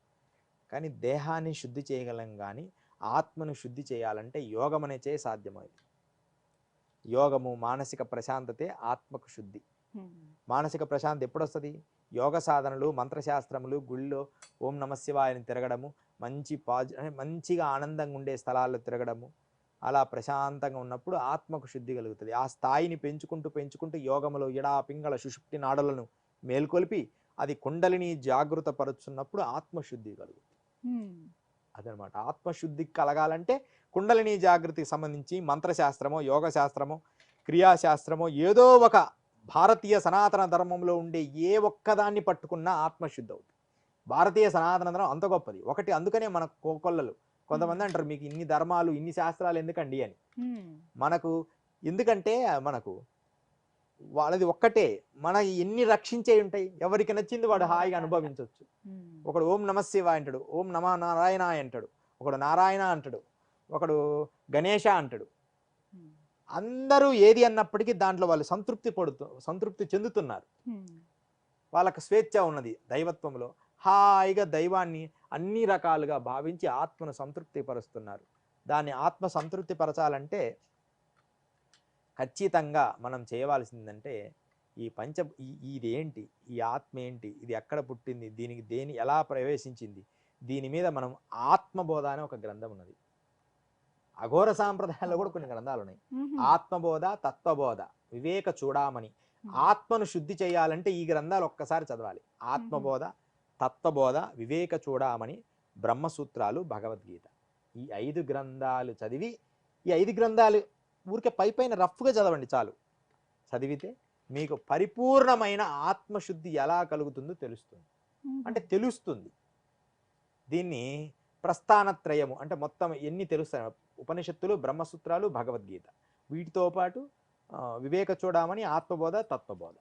ఇవి జరిగితే మనం ఎలా నడవాలి, ఎలా ఆత్మని ఎలా శుద్ధి చెయ్యాలి అనేది ఇవన్నీ కూడా దీంట్లో ఉన్నాయన్నమాట. గురువుగారు, మరొక సందేహం అండి. అఘోరాల జీవన శైలి ఏ విధంగా ఉంటుంది? వారు ఆహారం తీసుకుంటారా? ఏమైనా కేవలం జలంతో మాత్రమే ఉంటారా, లేకుంటే గాలి పీల్చి మాత్రమే బతుకుతారా? అంటే ఇలా కూడా కొంతమంది ఉంటారని విన్నాము. ఎలా ఉంటుంది వాళ్ళ జీవన శైలి? మంచిది. దీంట్లో ఒకటి మనం గుర్తించాలి, ఏదైనా వారి స్థాయిని బట్టే. ఎలిమెంటరీ స్కూల్ పిల్లోడు ఎలిమెంటరీ స్కూల్ లాగానే ఈ స్థాయిని బట్టే. ఇప్పుడు నాకు కాయ చికిత్స చేసుకున్నా నా బాడీకి నిత్య యవనంగా ఉండడానికి. అంటే సపోజ్ చెప్తున్నా, నేను ఎన్ని రోజులు చేసుకున్నా? 18 రోజులు చేసుకున్నా. 6 నెలలు చేయాలి అది. యాక్చువల్లీ 18 రోజులు చేసుకోబట్టి ఇన్ని రోజులు ఇలా ఉండగలుగుతున్నా. ఎంత ఏజ్ అయిన తెలియ తర్వాత విషయం. కానీ అలా అంటే వారి స్థాయిని బట్టి మనం 18 రోజులే నేను దాన్ని నిలబెట్టగలిగా దాని క్రియలో. తర్వాత ఆహార నియమాలకు వస్తే గాలితో జీవించవచ్చు, ప్రాణాయామాలతో జీవించవచ్చు. అమృత యోగం అని ఒకటి ఉంది, దాన్ని కేచరి యోగం అని కూడా అంటారు. ఈ కేచరి యోగము నాలుకతో చేస్తారు. నాలుకను మడిచి లోపల పెట్టుకోవడం వల్ల అమృత సిద్ధి కలుగుతుంది. దానివల్ల కూడా కొన్ని రోజులు ఆకలి లేకుండా ఉండొచ్చు. ఎన్ని గంటల పాటు అలా ఉంటారండి? ఎన్ని రోజులైనా ఉండొచ్చు. రోజులు నేను 45 రోజులు ఉన్నాను కంప్లీట్గా. ఆహారము ఘన పదార్థం లేకుండా. ద్రవ పదార్థం అప్పుడప్పుడు మంచినీళ్ళు అవి తాగేవాడిని.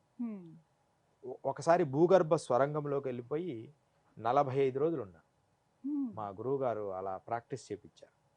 అంటే అది చేసినప్పుడే, ఇప్పుడు దేవాలయానికి పోతే ఆటోమేటిక్గా మనకు ఎలా ప్రశాంతత లభిస్తుందో, గురువుల దగ్గర ఉన్నప్పుడు ఆటోమేటిక్గా ఆ పవర్స్ వస్తాయి.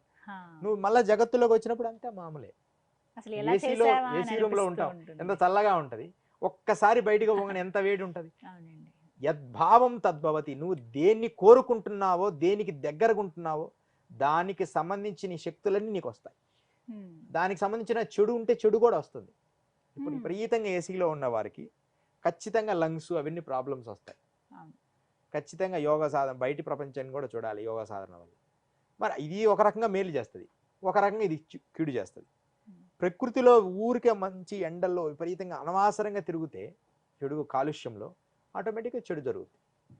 ఏది ఎక్కువ జరగకుండా లిమిట్గా అన్ని ఉంచుకోగలిగితే గొప్ప శక్తి లభిస్తుంది అన్నమాట. ప్రశ్న గురుగారు, ఇప్పుడు మనం మంచి చేసినట్లయితే స్వర్గానికి వెళ్తూ ఉంటాం అంటారు, అలానే చెడు చేస్తే నరకానికి అంటూ ఉంటారు కదండి. ఇదే విధానం అఘోరాలకు కూడా వర్తిస్తుందా? అంటే ఒకవేళ తప్పు చేసినప్పుడు వాళ్ళు కూడా నరకానికి వెళ్తారా? సూపర్, మంచి క్వశ్చన్. ఇది మాత్రం దేవుడు అంతా లెక్క వేస్తారా అని ఒక సందేహం. అఘోర సాంప్రదాయంలో ఒక గ్రంథం ఉంది. అది ఏం గ్రంథం అంటే శారదా తంత్ర తిలకం అనే ఒక గ్రంథం ఉంది. తర్వాత ఆగమము, నిగమము, యామలము అని ఒక విధానం ఉంది, ఒక తంత్రం. దాని తర్వాత ఇంకొక గ్రంథము కూడా ఉపాసనా విధి అని ఒక గ్రంథం ఉంది. వీటిలలో క్షుణ్ణంగా రాశారు అఘోర విధానాలు, మోక్షమున. అఘోరులు ఎంత స్థాయికి పోతారంటే అమ్మా, అంటే అందరూ కాదు, అఘోరిని పేరు పెట్టుకున్న వాళ్ళంతా అఘోరులు కాదమ్మా. దానికి ఒక నియమం. నేను చూసిన వాళ్ళల్లో ఇప్పుడు చాలా మంది టీవీలో అఘోరాలను చూస్తున్నా, కానీ వీళ్ళల్లో కొంతమంది తణుకు దగ్గర ఒక ఆయన ఉన్నారు.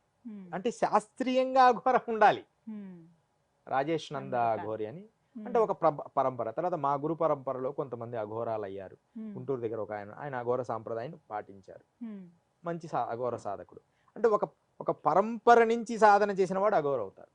ఎంత గొప్ప స్థాయి అంటే అఘోర సాంప్రదాయములో అఘోరము వారు దుష్టులను చంపేస్తారు.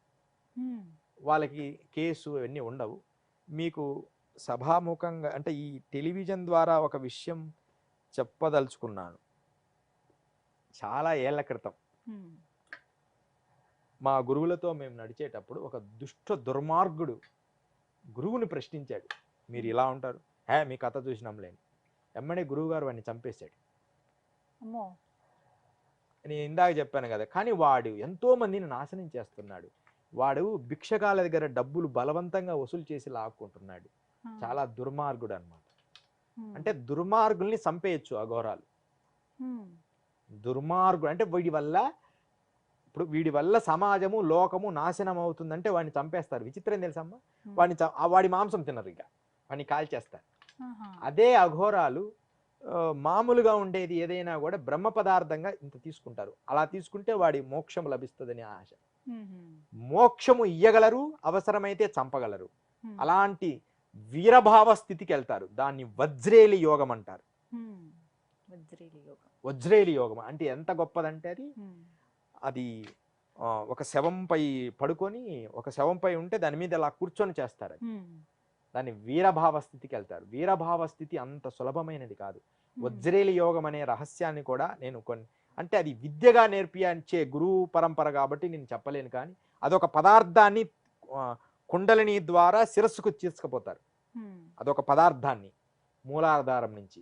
అప్పుడు అది వజ్రేలి యోగం అవుతుంది. వజ్రేలి యోగం వీరభావ స్థితికి వెళ్తే అది ఎంత గొప్పగా ఉంటుందంటే వాడు అది ఎక్కువ నిలబడలేదు. ఇప్పుడు మనకు ఒక పైపులో వాటర్ని పైకి పంపిస్తాం, అది ఎంతసేపు నిలబడుతుంది?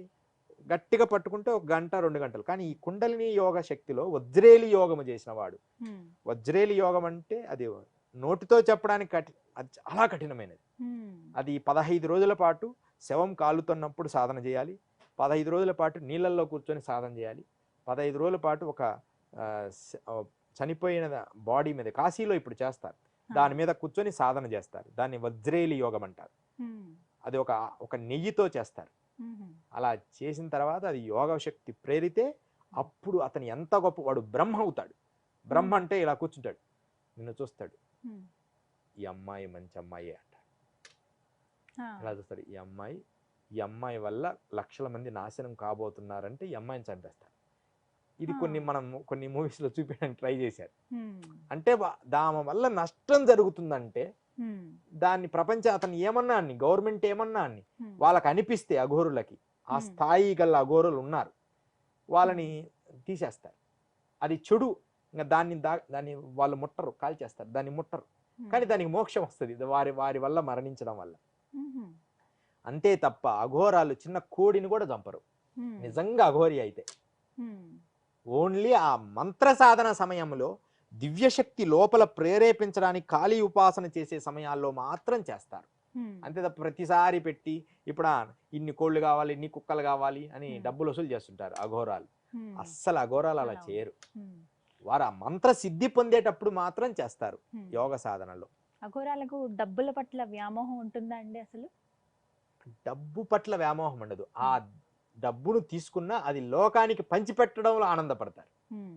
ఇప్పుడు ఉన్నోడి దగ్గర ఉంటాడమ్మా, లక్షల కోట్లు ఉంటాయి అనుకో, వాడి దగ్గర మీరు 2 లక్షలు పెట్టండి ఇక్కడ అంట. కోట్లున్నా వాడిని ఎక్కువ అడగరు. ఆ 2 లక్షలు ఏం చేసుకుంటాడు? ఆ పంచడంలో ఆనందపడతాడు. నేను అనుభవించా. ఇప్పుడు మీకు ఉదాహరణ చెప్తా. మాకు ఇప్పుడు ఇంట్లున్నా చిన్నవాడినే కదా, నాకంటే గొప్ప ఏజ్లో పెద్ద ఆయన జూనాకాడ గిరినార్లో ఉంటారు, షేర్నాథ్ బాబా. ఇప్పుడు మన షేర్నాథ్ బాబా మన ఉత్తరప్రదేశ్ యోగి ఆదిత్యనాథ్కి కుడి భుజం అనుకోండి. ఇక అంత గొప్పవాడు. ఇట్లా కట్టలు ఇచ్చేస్తాడు మాకు డబ్బులు. ఎంత ప్రేమ అంటే, హే ఆవు మహారాజ్ ఆవు, ఆసన్ లాగావో, ఈ బ్యాగ్ తీసుకుని పైన పెట్టేయి, గురువుగారు వచ్చారు, అన్ని ఏర్పాటు. అంత పెద్ద ఏజ్ ఆయనకి. ఎంత ప్రేమిస్తారో, పంచడానికి ఇష్టపడతారు. ఇగో తీసుకో ఖర్చు పెట్టుకోండి. అంటే మరి అది ఎక్కడి నుంచి వచ్చింది? ఉన్న వాళ్ళ దగ్గర తీసుకుంటారు. ఉన్న వాళ్ళ దగ్గర నువ్వు ఎందుకు ఇవ్వరా, నీ పాపం పోవాలనా లేదా, ఇచ్చే తీసుకుంటారు. లేని వాళ్ళకి పంచుతారు. ఒక అంతే మాట అండి, మీరు ఏమనుకోకపోతే ఆ డబ్బులు మీరు దేనికి ఖర్చు పెడతారు? పంచడానికి మేమేం చేయకుండా ఏమి తింటాం, ఏమన్నా రకరకాల వ్యసనాలు లేవు, అదే కదా. కొంచెం తీసుకుంటాం. మా దగ్గర కొంతమంది తీసుకునే వాళ్ళు ఉంటారు, వాళ్ళకి మేము ఇస్తా ఉంటాం. అమ్మా నేను హిమాలయాలకు పోయినప్పుడు చిన్నతనంలో నాకు పెద్ద హిందీ రాదు, చిన్న వయసు కదా, ఒక ఆయన ఇంత డబ్బులు కట్ట నాకు ఇస్తున్నాడు, దీనికి 50 రూపాయలు, దీనికి చిల్లర ఉంది ఏదో అడుగుతున్నట్టు అనుకున్నా. నా దగ్గర లేదండి, నన్ను అడుగుతున్నాడేమో అనుకున్నా. లోపల రూమ్ లో పెట్టాను, నువ్వు తీసుకెళ్ళి అని చెప్తున్నాడు హిందీలో. పక్కన ఉన్న అబ్బాయి అంటున్నాడు, పాగాలి రేపు చూడ లోపల డబ్బులు ఉన్నాయంట, నువ్వు తీసుకుపోమని చెప్తున్నాడు అని. అంటే అంత ప్రేమ ఈ సాధువులకి, అంతేగాని ఏమి చేయరు. ఇప్పుడు కొంతమంది అమ్మ అఘోరాలను బస్టు పట్టిస్తున్నారమ్మ. కొంతమంది వేషాలు వేసుకొని జీబులలో తిరిగి, అసలు అఘోరాలు ప్రత్యేకంగా డబ్బు అడుక్కోరు, ప్రత్యేక మీరు డబ్బులు ఇవ్వండి అని అడుక్కోరు. ఆ కుంభమేళా జరిగినప్పుడు, ఆ యాత్ర జరిగినప్పుడు అక్కడ అన్నదానం చేయడానికి వాళ్ళ జీవితంలో ఖర్చు ఏదైనా తీసుకుంటారేమో కానీ ఈ వేషాలు వేసుకొని మీరు ఇస్తారా ఇయ్యరా అని అడగరు. అఘోరాలు డబ్బు ఎప్పుడు లోకహితమే వాడతారు. ఏ బిల్డింగులు గట్రాలు అవి కొనుక్కోవడం ఇవి కొనుక్కోవడం చెయ్యరు. రైట్. ఎవరు నెక్స్ట్? తదుపరి ప్రశ్న. గురుగారు, ఈ మధ్య ఇది బాగా వైరల్ అవుతున్న వీడియో ఒకటి ఉంది. అదే సొంత మూత్రం తాగితే నిజంగా ఇంత ఏ విధంగా ఉండొచ్చు అని మీరు చెప్పారు. అది ఎంతవరకు నిజం? అది ఇది ఖచ్చితంగా నిజమే. ఆ రోజు ఈ విషయంలో అమ్మ ఏం జరిగిందంటే నాన్న, నేను మొత్తం చెప్పుకుంటా వచ్చాను. నిగమము బాగా వినండి, ఈ వీడియోలో బాగా వినండి. నిగమము, యామలము, ఆగమము, ఆగమము, నిగమము, యామలము, ఈ విధానాలలో శివపార్వతుల సంభాషణలో జరిగిన విధానాన్ని నేను తెలియజేశాను అంతే. కలియుగంలో వాడమని కాదు అక్కడ అర్థం. కలియుగంలో మీరు అందరు తీసుకోండి అని కాదు. ఒకవేళ మీరు తీసుకోవాలి అనుకుంటే ఇలాంటి శుద్ధి చేసి మసాలా దినుసులు తినకుండా తెల్లవారుజామున వెండి స్టీల్ గ్లాసుల్లో కొంచెం వదిలి మధ్యలో పట్టుకొని స్వీకరించాలని ఆ గ్రంథంలో ఉన్నది ఆ కాలంలో. కలియుగంలో దాన్ని అంత ప్రేరేపించాల్సిన పని లేదు అని నేను చెప్తే దాన్ని అంతా కట్టింగ్లు చేసి అదంతా వైరల్ చేశారు. దాని శాస్త్రం అలా ఉంది. దానికి మన మధ్య సినిమా యాక్టర్ ఒక ఆయన కూడా చెప్పాడు దాని గురించి క్లియర్గా, నేను ఇదే తీసుకుంటున్నాను అని. ఒక ఆయన గవర్నరు, రాష్ట్ర పెద్ద ఆయన, మన గవర్నర్ ఇప్పుడు లేరు, ఆయన కాలం అయిపోయారు, పాత ఆయన కూడా తీసుకునేవారు. ఆయన వెళ్ళిపోయిన తర్వాత అమ్మ ఆ ఒక్క విషయం అందరికి చెప్పాడు కదా, అందుకని ఆయన రాష్ట్రపతి, అందుకని మొత్తం ఆయన రూమ్ లో ఉన్న వస్తువులన్నీ తీసేశారు ఆయన మారిపోయిన తర్వాత. ఫస్ట్ టైం ఇప్పటి వరకు రాష్ట్రపతి భవన్ లో వస్తువులన్నీ మార్పులు చేయలే, కానీ ఆయన మారిన తర్వాత మాత్రం చాలా మార్చారు కొత్త వాళ్ళు వచ్చిన వాళ్ళు. అంటే అది శాస్త్రంలో ఉన్నది, యోగులు రహస్యంగా చేస్తున్నది. అందుకని స్వమూత్రము అనే దానికి, గోమూత్రం కానీ స్వమూత్రం అనేది ఆరోగ్యానికి ఒకానొక కాలంలో మంచిది. అది స్వీకరించడం వల్ల చర్మం అనేది ముడతలు లేకుండా నిత్య యవ్వనంగా ఉంటారని ఈ యామలా తంత్రములో ఉన్నది. దీన్ని మనం గ్రహించాలి. మహాజీ గారు కూడా అదే చెప్పారు. రైట్. నెక్స్ట్ ఎవరు? తదుపరి ప్రశ్న. గురువు గారు, మిమ్మల్ని ప్రేరేపించిన సంఘటనలు ఏంటి? మీరు అఘోరిగా మారడానికి మిమ్మల్ని ప్రేరేపించిన సంఘటనలు ఏంటి? అయితే అఘోరగా మారాలని మేమేమనుకోలేదు. ఇప్పుడు కూడా అఘోర సాంప్రదాయాన్ని మేము ఆచరించినప్పటికీ పూర్ణ స్థాయిగానే ఆ మార్గంలో ఉన్నాం. అది బహుజన్మల నుంచి వస్తున్న సుకృతం అనుకుంటా. ఎందుకంటే నన్ను ప్రత్యేకంగా ప్రేరేపించడం అంటే ఒక వయసు వచ్చిన తర్వాత మారడం. నేను పుట్టుకతోనే ఈ ఆత్మ సాధన, దైవ సాధన, ఇంట్లో నుంచి వెళ్ళిపోవడము, తపస్సులని, గుహలని. ఏ వయసులో మీరు వెళ్ళిపోయారండి? నేను అతి చిన్న, అంటే 13లో వెళ్ళిపోయాను. 13 ఆ టైంలో ఇంట్లో నుంచి బయటికి వెళ్ళిపోవడం రావడం చేసేవాడిని. నేను అతి చిన్నతనం నుంచి కూడా ఈ ముద్ర ఇలా వేసుకొని కూర్చునేవాడిని. చాలా చిన్న ఏజ్. సాధన చేయడం, భజనలు చేయడం, కీర్తనలు చేయడం, ఎక్కువ కొండల పైకి వెళ్ళి గుహల్లో ఉండడం మాకు దగ్గర ఉండేవి. ఇలా చేస్తూ ఉండేవాడిని. అది అమ్మగారు ఏదైనా దేవుడి సినిమా తపస్సు చేసినట్టు వస్తే నేను తపస్సుకి వెళ్ళిపోయేవాడిని. ఇంకా ఆ రోజు అన్నం తినేవాడిని కాదు, నాకెందుకు దేవుడు కనపడ్డు అని. అమ్మగారు అనేవారు, రేపు వస్తారులే నాన్న అని. ఒకసారి అయితే తలకేసి ఒక దేవుడు కనపడాలంటే రక్త తర్పణం చేస్తే వస్తారని చిన్న వయసులో తలకేసి గడపకేసి గడపకి దేవుడి గుడిలో ఉంటే గడపకేసి కుదితే ఇదంతా మొత్తం బ్లడ్తో తడిచిపోయింది. ఇప్పటికి కూడా ఉంది అది. మొత్తం అంటే సృహ కప్పిపోయింది. తర్వాత మరలా మేలుకోవడం జరిగింది. అంటే అదొక దేవుని చూడాలి, దేవుడు అంటే ఏమిటి అనే ఒక తపన. ఆ తర్వాత నిజం తెలిసింది ఏంటంటే గురు సేవనే దేవుడి సేవ. నిజమైన సద్గురువు దొరికితే ఆయన్ని ఏ రకంగా పట్టుకొనే ఉండాలి. ఏం చేసినా అలా పట్టుకోగలిగితే మనం చాలా విద్యలో పొందొచ్చు. అదనమాట. గురుగారు, అఘోరాలు అంటే భావ్యమైనటువంటి జీవితంలో మానవులు మరణిస్తే అంత్యక్రియలు చేస్తారు. మరి అఘోరాలు కూడా అంత్యక్రియలు అఘోరాలకు కూడా పరమపదిస్తే అట్లనే అంత్యక్రియలు చేస్తారా? మీరు ఎలా దాన్ని? అఘోరాల అంత్యక్రియల విషయంకి వస్తే వారిని నదిలో పడేస్తారు ఎక్కువ శాతం. కొంతమందిని పూడుస్తారు. అంటే పద్మాసనం వేసుకొని పూడ్చిపెడతారు. ఇట్లా పద్మాసనం మరణించగానే పద్మాసనం వేసేస్తారు, ఒక గుడ్డ కట్టేస్తారు, పూడ్చిపెడతారు. కొంతమంది గురువులు సాంప్రదాయాలు ఏంటంటే మరణించగానే నదిలో రాళ్ళు కట్టి వేసేస్తాం. ఎందుకంటే వాళ్ళు ఏంటంటే చేపలైనా తింటాయి కదా వారి దేహాన్ని, ఎందుకు ఇది వృధా చేయాలి అనే ఆలోచన వాళ్ళదేమో అని నేను అనుకుంటున్నాను. అలా చేస్తారు అఘోరాలని. కర్మకాండలు అనేవి అసలు అఘోరంలోకి వెళ్తేనే కర్మకాండలు లేవు. అసలు వాళ్ళకి శుద్ధి లేదు, అశుభ్రంగా ఉంటారు, ఊరు అవతలు ఉంటారు. దేనికి మంచి అసలు వాళ్ళకి మంచిగా ఉండేది మనకు మంచిగా ఉండేది వాళ్ళకి మనకు కనపడదు. ఎప్పుడు మురికి వస్త్రాలు కట్టుకుంటారు, నల్ల వస్త్రాలు కట్టుకుంటారు. ఇప్పుడు మేము ఒంటరిగా శ్రీశైలం కానీ ఇట్లా వెళ్తే ఒక చిన్న ముక్క చినిగిపోయి ఏదో ఒక గుడ్డ కట్టుకుంటాం, దాన్ని ఒక ఏదో కంబలి కప్పుకుంటాం. ఒక ప్రత్యేకమైన ఆర్భాటాలు అఘోరాలకు ఉండవు. అంటే అలా జీవించాలని ఆనందపడతారు. గొప్ప రహస్యం చెప్పంటారమ్మా, బీదవాడు పొందిన ఆనందం కోటీశ్వరుడు పొందలేడు. 100%. బీదవాళ్ళు అంటే వారికి జీవనోపాధి జరుగుతూ ప్రశాంతంగా తినడానికి ఉండి రిలాక్స్గా ఉండడం ఉన్నంత జీవనము కోటీశ్వరులకు ఉండదు. ఇది నిజము. వారి నోటితో కూడా వాళ్ళకి ఎప్పుడు ఆనందం ఉండదు. వాళ్ళకి ఎప్పుడు ఏదో టెన్షన్స్ కూడా ఉండవు. వాళ్ళు తెచ్చుకుంటారు అవి టెన్షన్స్ కూడా కోటీశ్వరులు. అవును, అన్ని బిజినెస్ లాప్ ఇంట్లో ఉంటే వాళ్ళ తరాలు తినే అంత ఉంటుంది. అన్ని వదిలేయండి, రిలాక్స్గా మీరు ఒక ప్రశాంతమైన యోగా ఆశ్రమానికి వెళ్ళిపోండి, ఉండదు, సమస్య లేదు. ఎప్పుడు ఉండి ఎవరు మాట్లాడితే మమ్మల్ని డబ్బులు అడుగుతారో అని ఒక ఫీలింగ్ ఉంటుంది. దాని మీద ఎవరన్నా మనం ఒకవేళ వాళ్ళతో రెస్పెక్ట్ ఇస్తున్నా ఇదేదో ఇంక్రిమెంట్ కోసం డెవలప్ చేస్తున్నట్టుంది అనుకుంటారు. వాళ్ళు మనల్ని పాజిటివ్గా తీసుకోరు, లేకపోతే జాబ్ ప్రమోషన్ కోసం మాట్లాడుతుండ్రేమో అనుకుంటారు. అంటే వాళ్ళ దగ్గర మనం మాట్లాడితే వాళ్ళు అది ప్రేమగా స్వీకరించరు, ఇలా ఆలోచిస్తుంటారు. చాలా మంది వాళ్ళ ఎక్స్పీరియన్స్ నాకు చెప్పారు, ఆనందం పొందలేకపోతున్నాం గురువు గారు మేము అని.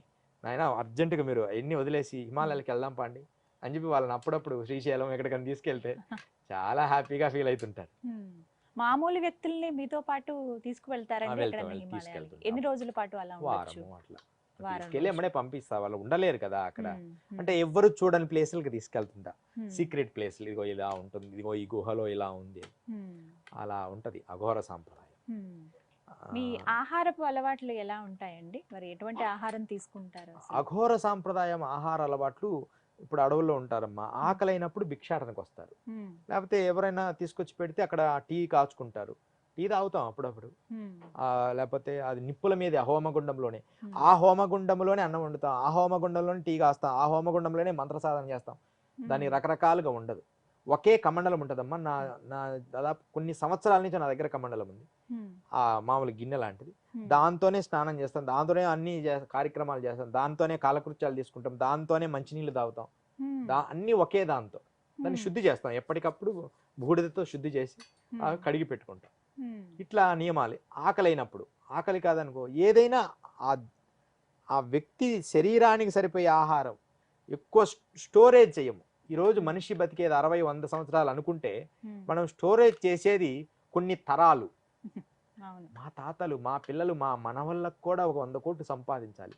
వాడి తర్వాత 1000 కోట్ల అంటే దానికి స్టోరేజ్ చేయడానికి ఎక్కువ ఇష్టపడుతుంటారు. అఘోరులకు ఎప్పుడు స్టోరేజ్ ఉండదు, ఎప్పటికప్పుడే అంత ఎందుకు ఉదయం చేసిన చపాతీలు ఉంటాయి కదా, సాయంత్రానికి ఎదజల్లుతారు, పక్షులకో జీవరాశులకో ఉంచరు, మళ్ళీ సాయంత్రం కొంచెం వండుకుంటారు ఎప్పటికప్పుడే.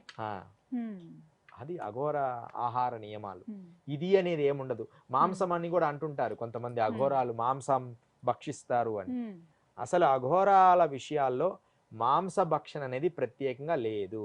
పూజా సమయములో మాత్రం శేషభాగము అని ఇంత ముక్క, ₹1 బిళ్ళ ₹10 బిళ్ళ ముక్కని మన కపాలంలో వేస్తారు. మనిషి తొడ భాగము ఎక్కడ నుంచి తీసి అది డ్రై అయిపోయి ఉంటుంది, అది తినమంటారు. ప్రత్యేకంగా ఇలా తీసుకొని ఇలా తినడము అలాంటిది ఏమి ఉండదు. అయితే ఒక చిన్న అద్భుతమైన కథతో ముగిస్తాను. అఘోర సాంప్రదాయంలో ఒక అద్భుతమైన సంఘటన ఎవ్వరికీ చెప్పలేదు, నేను ఈ రహస్యాన్ని మీకు చెప్తున్నా. హిమాలయాల్లో ఉత్తరకాశీ పైన అన్ని సంగమాలు జరిగే స్థలాల్లో నేను తిరుగుతున్నా ఒకసారి. నాకు అప్పటికి ఏమీ అంత పరిజ్ఞానం లేదు, హనుమతుపాసన చేస్తున్నా, ఆంజనేయ స్వామి మంత్రాన్ని చదువుతూ సాధన చేస్తున్నా. ఇంకా బుద్ధి ఇప్పటికి కూడా పూర్తి స్థాయిలో బుద్ధిని ఇంద్రియాలని బలంగా నిలబెట్టే స్థాయి పెరగాలి. అప్పుడు చిన్న వయసు కదా, ఏదో పని చేసుకుని శుభ్రంగా ఉన్నా, గోన పట్టీలు మాత్రమే, గోనలు కట్టుకుంటున్నా, కంబలు వేసుకుని గోనలు, ఏమి వస్త్రాలు ధరించకుండా ఏదో పిచ్చి వైరాగ్యంగా ఉండే రోజుల్లో ఒక నదీ సంగమంలో ఉత్తరకాశీ దగ్గర ఒక స్థలంలో 2 అఘోరాలు, నాదనాథ అఘోరాలు కూర్చున్నారు. నాదనాథ అఘోరాలు అంటే కళ్ళకు కాటిక పెట్టుకొని ఇలా మొత్తం విభూతి రాసుకొని అద్భుతమైన అఘోరాలు వాళ్ళు.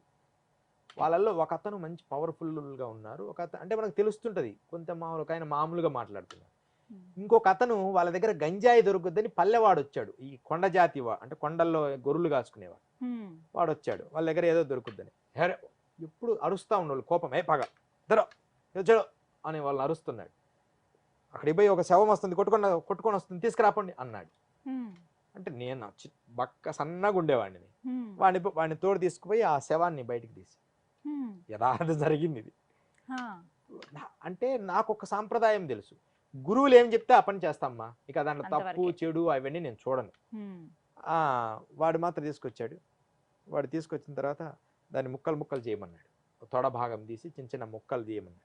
అది చర్మము తీస్తే తెల్లగా వచ్చింది లోపల, పై భాగం ఒక తొడ, మళ్ళీ లోపల దాన్ని ఒక కట్ చేయమన్నాడు, కాల భాగాన్ని పెద్దది ఇచ్చాడు.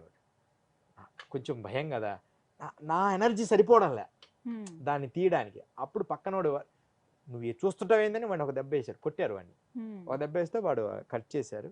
అక్కడ నిప్పుల మీద మంటలో ఒక పెద్ద కడ్డీ పెట్టి దాన్ని కొక్కెంకేసి దాన్ని కాల్చమన్నారు. నిప్పులేసి ఆ మనిషి తొడ అని బాగా డ్రై అయ్యి కాలుస్తుంటే తెల్లగా లేచిపోయింది ఆ పై చర్మం అంతా, కాలి అదంతా అయిపోయిన తర్వాత దాన్ని కొంచెం నీళ్ళల్లో మళ్ళా కడగమన్నాడు, కడిగి మళ్ళా కాల్చమన్నాడు, మరలా కడగమన్నాడు, మరలా కాల్చమన్నాడు. అలా 3 సార్లు కడగడం కాల్చడం అయిపోయిన తర్వాత చిన్న ముక్కలు చేయమన్నాడు, ఇంతే. దాన్ని కూర్చొని ముక్కలు చేయి అన్నాడు. అంతా చేసి ఒక కొండ మట్టి కొండ పెట్టి దాంట్లో ముక్కలు వేసి కడుక్కొని రాపో అన్నాడు. మళ్ళా అంతా కడిగి వేసాం, మళ్ళీ కడిగి వేసాం. అట్లా కొన్ని రోజులు బాగా చాలాసార్లు కడిగిన తర్వాత దాంట్లో ఏదో పొడి పోసాడమ్మా, అదొకటి నాకు తెలియదు. అప్పటికి ఇంత పరిజ్ఞానం రాలే నాకు, నేను ఉన్మత్తుడినై అలా తిరుగుతున్నా హిమాలయాల్లో. అప్పుడు ఆయన ఇలా వేసి అందులో పొడి అది వేసాడు, ఉడికించాడు. అంతా ఉడికించిన తర్వాత కొంచెం ఇంతే, అంటే పెద్ద మొత్తంలో కాలే, ఇంత అయింది అంతే. అంతా పోగా అదే మరి అంత అయింది. వాడు ఉంటాడు కదా పక్కన, వాడు కొండ జాతి వాడు, వాడికి అంత గంజాయి ఏదో రకంగా, వాడు గంజాయి తాగాలని వచ్చాడు వీళ్ళ దగ్గరికి. వాడు నన్నేం తిట్టడం లేదు కానీ కోపకిచ్చుకుంటున్నాడు, వీడు ఇంకా రాడు వీడు అని నన్ను అడుగుతున్నారు. వీడికి ఇంకా జ్ఞానం రాలేదు, వీడు ఇంకా పిల్లవాళ్ళలాగే ఉన్నాడు అని నన్ను కొంచెం అరుస్తున్నాడు. వాడిని మాత్రం ఖచ్చితంగా ఖండితంగా అరుస్తున్నాడు. కర్మలు పోతాయని నేను అనుకుంటున్నా మనసులో. అలా తిడుతున్నారు. అయిపోయిన తర్వాత ఉడికి తిప్పు అన్నాడు, ఒక పుల్ల పెట్టి తిప్పుతూ ఉన్నా, వాసన ఎన్ని ఏం రాలేదు. అంత ఉడికిన తర్వాత దాంట్లో ఇలా బోర్లు ఇస్తే సన్న ముక్కలుగా అంతా పడింది ప్లేట్లో. అంటే వాళ్ళ దగ్గర ఉన్న పాత్రలో, మన కపాల పాత్ర ఉంటుంది కదా, ఇంత ఉంటుంది. కపాలాలు నునుపుగా చేసి రౌండ్ పాత్రలు చేసుకుంటారు. ఇలా కపాలమే, అంటే పండ్లు గిళ్ళు ఉండవు, నీట్గా కట్ చేపిస్తారు. దాంట్లో వేశారు. వేసిన తర్వాత తుంకాయన నువ్వు కొంచెం తింటావా అన్నాడు. నేను తిననండి అన్న. భయం, నాకు తెలుసు కదా, నేనే కల్లారా చూశాను. అస్సలు మొదటి నుంచే మాంసాహారం అట్లా లేదు, వైదికుల ధర్మం ఏదో కొంచెం ఉంది కాబట్టి ఇక దాన్ని నేను తినలేకపోయాను. రే నువ్వు తింటావా, వానికి ఒక ముక్క పడి అంటే వాళ్ళు పెట్టాలి, నువ్వు కూడా తిను అని చెప్పి తింటానని మరి గురు ప్రసాదం కదా, ఒక ముక్క వేసాడు. వాళ్ళు మొత్తం ప్లేట్లో వాళ్ళు పెట్టేసుకున్నారు. నేనే ఇలా పెట్టుకొని వాళ్ళు ఏదో మాట్లాడుతుంటే వాళ్ళని చూస్తున్నా. వాళ్ళు శుభ్రంగా తినేస్తున్నారు. తిందామా వద్దా, తిందామా వద్దా అని సందేహం, కానీ అలా పెట్టుకున్నా ప్రసాదంగానే. లాస్ట్కు నోట్లో వేసుకున్నా కానీ నమలడానికి భయం అవుతుంది. ఆ పంటి కింద ఉంది ఆ ముక్క, పండ్లు కూడా తగలనీయకుండా నోట్లో పెట్టున్నా. దాని లాలాజలం వస్తుంది కదా, దాన్ని మనం లోపల వేసుకున్నప్పుడు లాలాజలం స్వీట్గా వస్తుంది. అప్పుడు స్వీట్గా వచ్చినప్పుడు అప్పుడు దాన్ని ఇంకా నమలడం మొదలుపెట్టా. చిన్న ముక్కే. తర్వాత అనుకున్నామ్మా ఇంత పెట్టించుకుంటే బాగుండేమో అని. కానీ అప్పటికే వాళ్ళు తినేశారు. వాడు చేశాడే, వాళ్ళు చేశారని మనం చేసామనుకో అది విషతుల్యం అవుతుంది. వాళ్ళు యోగోరాలు. అదే శక్తిని నేను 16 సంవత్సరాల తర్వాత పొందాను. దాని తర్వాత ఒక అడవిలో చాతుర్మాసం చేసేటప్పుడు ఒక శిష్యుడు వచ్చాడు. రాత్రి 8 వచ్చాడు. వచ్చి ఆకలి అన్నాడు. ఏం లేదని, ఒరే నీకు నచ్చిన ఆకులన్నీ కోసుకొని రాపో అని చెప్పా. మొత్తం విషతుల్యమని గన్నేరు పప్పు ఆకు, యాప, గన్నేరు, రకరకాల ఆకులన్నీ తీసుకొచ్చాడు. అన్నీ శుభ్రంగా ఒలువు, కాడలు లేకుండా అన్నీ ఒలిచిన తర్వాత ఉడకబెట్టి దాన్ని నీళ్ళు వంచేసి దాంట్లో పొడి వేసి, ఆమదం ఉంది దీపారాధనకి చేసే ఆమదం, అది కొంచెం వేసి దాన్ని మార్చేసి నిప్పుల మీద రొట్టె చేసి వాడికి పెట్టా. మొత్తం తినేశాడు. ఇక ఆ ఆకు మొత్తం అంత అద్భుతంగా, నేను ఇంత తిన్నా వాడు అంత తిన్నాడు. నేను ఆ ప్రాంతం వదిలేసిన తర్వాత వాడు ఏం చేశాడంటే, తన గురువుగారు ఎందుకు ఆ టైంలో పోయావు, ఏం పెట్టాడండి అంటే, గురువుగారు ఈరోజు ఒక అద్భుత పదార్థం చేశాడు, నేను రేపు మన ఇంట్లో చేస్తా అని వాడు అన్నీ తీసుకొచ్చి చెప్తే వాడు హాస్పిటల్ పాలయ్యాడు. మోషన్లు వాంతులు. గురువులు చేసినట్టుగా చేశాడని శిష్యుడు చేస్తే అది తప్పు. అలా చేయకూడదు. వారి ముఖంగా మాత్రమే చేయాలి, గురుముఖంగా చేయాలి. అందరూ ఇలాగే ఉంటారు, అందరూ ఆ స్థాయి గల్లోళ్ళు అందరూ ఉండరు. మనం ఏమనుకుంటామంటే స్వామీజీ కాగానే ఒక డయాగ్రామ్ గీసుకుంటాం, ఇలా ఉండాలి అని. నో, ఎవరి బాడీ, వాళ్ళ స్కిల్స్, ఎవరి విధానంలో వారి స్థాయిలో అభివృద్ధి చెందుతూ ఉంటారు. ఒకటి, వారు ఏ స్థాయిలో అభివృద్ధి చెందినా లోకహితంగా ఉండగలిగితే చాలు. లోకాన్ని నష్టపరిచేటట్టుగా ఉండకూడదు అంతే. స్వామీజీ అంటే లోకాన్ని నాశనం చేసేటట్టుగా ఉండకూడదు, అది మనం గుర్తించాలి. ఈయన వల్ల లోకానికి నష్టం లేదు, అందరినీ ప్రేమిస్తాడు, అందరినీ ఆస్వాదిస్తాడు అనేవాడిని మనం ఎంచుకోవాలి తప్ప మనం ఒక డయాగ్రామ్ తీసుకోకూడదు ఇలా ఉండాలి అని. అఘోరాలంటే అలాంటి మంచి వాళ్ళు, వాళ్ళలో ఎంతో మంచితనం ఉంది, అంతటా సమదృష్టి చూసే మంచితనం ఉంది. వాళ్ళతో కలిసి పూర్తి స్థాయిలో తిరగబట్టి ఈ జ్ఞానం లభించింది. నిజంగా వాళ్ళతో ఉంటే ఇంకెంత జ్ఞానం లభించునో అని. అది కూడా వాళ్ళ వరం ఉండాలి. నాకు ఇంకొన్ని సంవత్సరాలు సమయం ఉంది పూర్తిగా వారితో ఉండడానికి. ఇంకా సమయం ఉంది. పూర్తిగా అఘోరగా మారడానికి ఇంకొక 20 సంవత్సరాలు పడుతుంది. ఒక్కొక్క స్టెప్ ఎక్కాలి మనం. ఇప్పుడు కాళీ తార అయినా కూడా సంఘములో గురువులు చెప్పిన ఆదేశానుసారం ఇంకొక 20 సంవత్సరాలు నేను ఉండాలి. తర్వాత పూర్తి స్థాయిలో పర్వతాలు ఎక్కితే ఇంకా దిగము అని నా పూర్తి నమ్మకం, అంటే ఒక విశ్వాసం. నేను వెళ్ళిపోవాలి గురువుల దగ్గరికి అని. 20 సంవత్సరాలు భౌతిక మాయల దగ్గర ఉండి కొంతమందిని సాధన చేపిస్తూ ఉన్నారు. జై గురుదత్త. దేవాలయాల్లో చాలా మంది సాధువులను చూస్తామండి, అలాగే అఘోరాలను కూడా చూస్తూ ఉంటాం. అంటే వారితో మాట్లాడే ప్రయత్నం చేసినప్పుడు ఎవరు మాట్లాడరు, కనీసం సమాధానం కూడా ఇవ్వరు. స్వామి ఇలా అని చెప్పడానికి వెళ్తారు, ఇలా అని. అంటే ఎందుకు అలా మాట్లాడరు? మాట్లాడితే ఏం జరుగుతుంది? మాకు కూడా అలాంటి సందర్భాలు వస్తుంటాయి. మేము మాట్లాడితే వాళ్ళ గురించి ఏదైనా చెప్పాలి. వాళ్ళలో పాజిటివ్గా చెప్తే వాళ్ళు మమ్మల్ని హ్యాపీగా చూస్తారు. అదే నెగిటివ్గా చెప్తే నెగిటివ్ ఉండింది, ఖచ్చితంగా నెగిటివ్ చెప్పాలి. అప్పుడు పరిస్థితి ఏంటి? ముక్కుసూటితనం యోగులకు ఎక్కువ ఉంటది, మాకు అంటే యోగులకు ముక్కుసూటితనం ఉంటది. ఏదైనా ఇప్పుడు స్వేచ్ఛ ఎక్కువ ఉంటది, ముక్కుసూటితనం ఎక్కువ ఉంటది. సరంగానే ఈ కాలంలో ఎన్ని శ్వాసలు జీవిస్తుంది కూడా చెప్పగలనమ్మా నేను ఒక్కొక్కసారి. అంటే ఎన్ని శ్వాసలు తీసుకొని చివరి శ్వాసతో మరణిస్తుందని కూడా చాలా మందికి చెప్పడం జరిగింది. మా దగ్గరకు వచ్చిన వాళ్ళు ఎప్పుడన్నా వస్తుంటారు, ఈవిడికి లేదమ్మా ఇక ఎక్కువ కాలం అని చెప్తాం, అయినా మీరు ఏదో ప్రయత్నం చేయండి అంటుంటారు, బ్రతికించండి అని. ఈమె కరెక్ట్గా 3 పున్నములు దాటితే నేను బతికిస్తా, 3 పున్నములు దాటేంత వరకు ఆవిడకి లేదు. కొంచెం ఏదన్నా ఉందనుకో మనం బ్రతికించవచ్చు. కానీ కొన్ని సందర్భాల్లో అలా ఉన్న దేవుడు మన దగ్గరికి రానియడు, మనకు తెలియనియడు. ఉపాయం, వాళ్ళకి ఒక ఉపాయం చెప్పడానికి ఎక్కడ నెగిటివ్ గా చెప్పాల్సి వస్తుంది అని చెప్పి మాట్లాడారు. అంతేగాని వాళ్ళ కోపం అలా ప్రదర్శిస్తారు. కావాల్సిన నటనే, వాళ్ళ కోపం అనేది యోగులకు భూషణం. నటన వాళ్ళతో తిట్టించుకోకూడదు అసలు అని అంటారు కదండి. వాళ్ళ తిట్టినా కూడా ఏమి కాదమ్మా, నటనే. కానీ కావాల్సి తిట్టించుకోకూడదు. పో అంటే కోపమే, ఏం కాదు. అది మనం ఫీల్ కాకూడదు, మనల్ని దూరం పెట్టడానికి అలా అంటారు. ఇప్పుడు మా గుహల్లో ఎన్నో చిత్రాలు ఉంటాయి. గుహల్లోకి మేము రాకుండా కొన్ని రక్షణ వలయాలు ఏర్పరుస్తాం. వాటి దగ్గరికి కాగానే వాళ్ళకి భయం వస్తుంది. భయం వచ్చినప్పుడు ఆటోమేటిక్గా దూరం వెళ్ళిపోతారు, భయపెట్టడానికి అంతే. ఇప్పుడు ఒక ఎలుగుబంటి ఉండేది మాతో స్నేహం చేసి, దాన్ని మా ప్రాంతానికి రావంటే దాన్ని దాటి రావాలి, కొంచెం దూరంలో అక్కడ ఉంచుతాం దాన్ని. అది ఆ ప్రాంతానికి వచ్చి అది భయపెడుతుంది, ఆటోమేటిక్ పారిపోతారు. మా సాధన భగ్నం జరగకుండా ఉంటది కదా. ఇట్లాంటి అలా కుక్కలను, ఎలుగుబంట్లని, కుక్కల్ని, చిన్న చిన్న చిరుతపులని కూడా నేను స్నేహం చేశాను. చిరుతపులు అంటే గ్రేట్ అని కాదు, అది సహజము. రోజు ఒక అడవిలో ఉండేవాడిని, వచ్చేవి ఎలుగుబంటి చిన్న బిస్కెట్లలో వేసాను, కొన్నాళ్ళకి అలవాటైంది. చిరుతపులకి ఒకసారి అనుకోకుండా పెద్ద ప్రమాదం వచ్చింది, దాన్ని అప్పుడు తుడిచి దాన్ని బాగు చేసి కట్టుకట్టి మళ్ళీ నా గుహలోకి వెళ్ళిపోయాను. ఆ తర్వాత అది కొంచెం స్నేహమైంది. కోబ్రాస్ బ్లాక్ ఒకసారి ఉంది, ఒక పాము స్నేహంగా వచ్చింది. స్నేహమా ఏమైందంటే నాకు దెబ్బ తగిలింది ఏదో చెప్పింది దాని భాషలో. నేను దానికి కొంచెం అంత రాసి అలా మట్టి రాసి ఏదో కట్టుకట్టి వారం రోజులు నా బ్యాగ్లోనే ఉంచుకున్నా, ఓ బ్లాక్ కోబ్రాని.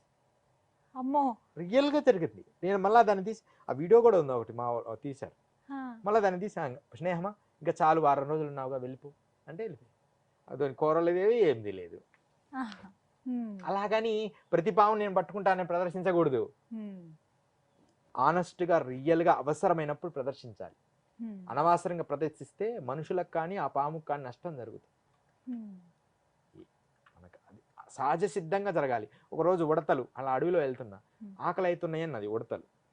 ఎమ్మడి నేను ఇలా పెడితే అవంతటా అవే చెట్లు మించి దిగి ఆ ఉడతల ఆహారం తిని వెళ్ళిపోయినాయి. ఎంత బాగా ఆనందం. నేను ఎప్పుడు వాడితే ఎక్కువ ఉడతలతో స్నేహం చేస్తాను. మీకు ఆకలి అవుతుందా తినండి అంటే వచ్చి తిని వెళ్ళిపోతాయి. మళ్ళీ అక్కడ స్నేహం చేసుకొని రోజు అక్కడికి వెళ్ళి అలా చేయను. అక్కడ ఆ క్షణం అవన్నీ నేను వీడియోస్ ఫోటో తీసుకుంటుంటా ఎప్పుడన్నా చిన్న చిన్న గుర్తుగా. అట్లా ప్రేమించాలి. అది ఎంత ప్రేమించాలంటే అనంతమైన ప్రేమ, కల్మషం ఉండదు దాంట్లో, నీకు చెడు జరగదు ఆ ప్రేమ. అలాంటి ప్రేమతో మనం కలిసి జీవించాలనే వాటికి అనిపించాలి నేచర్కి.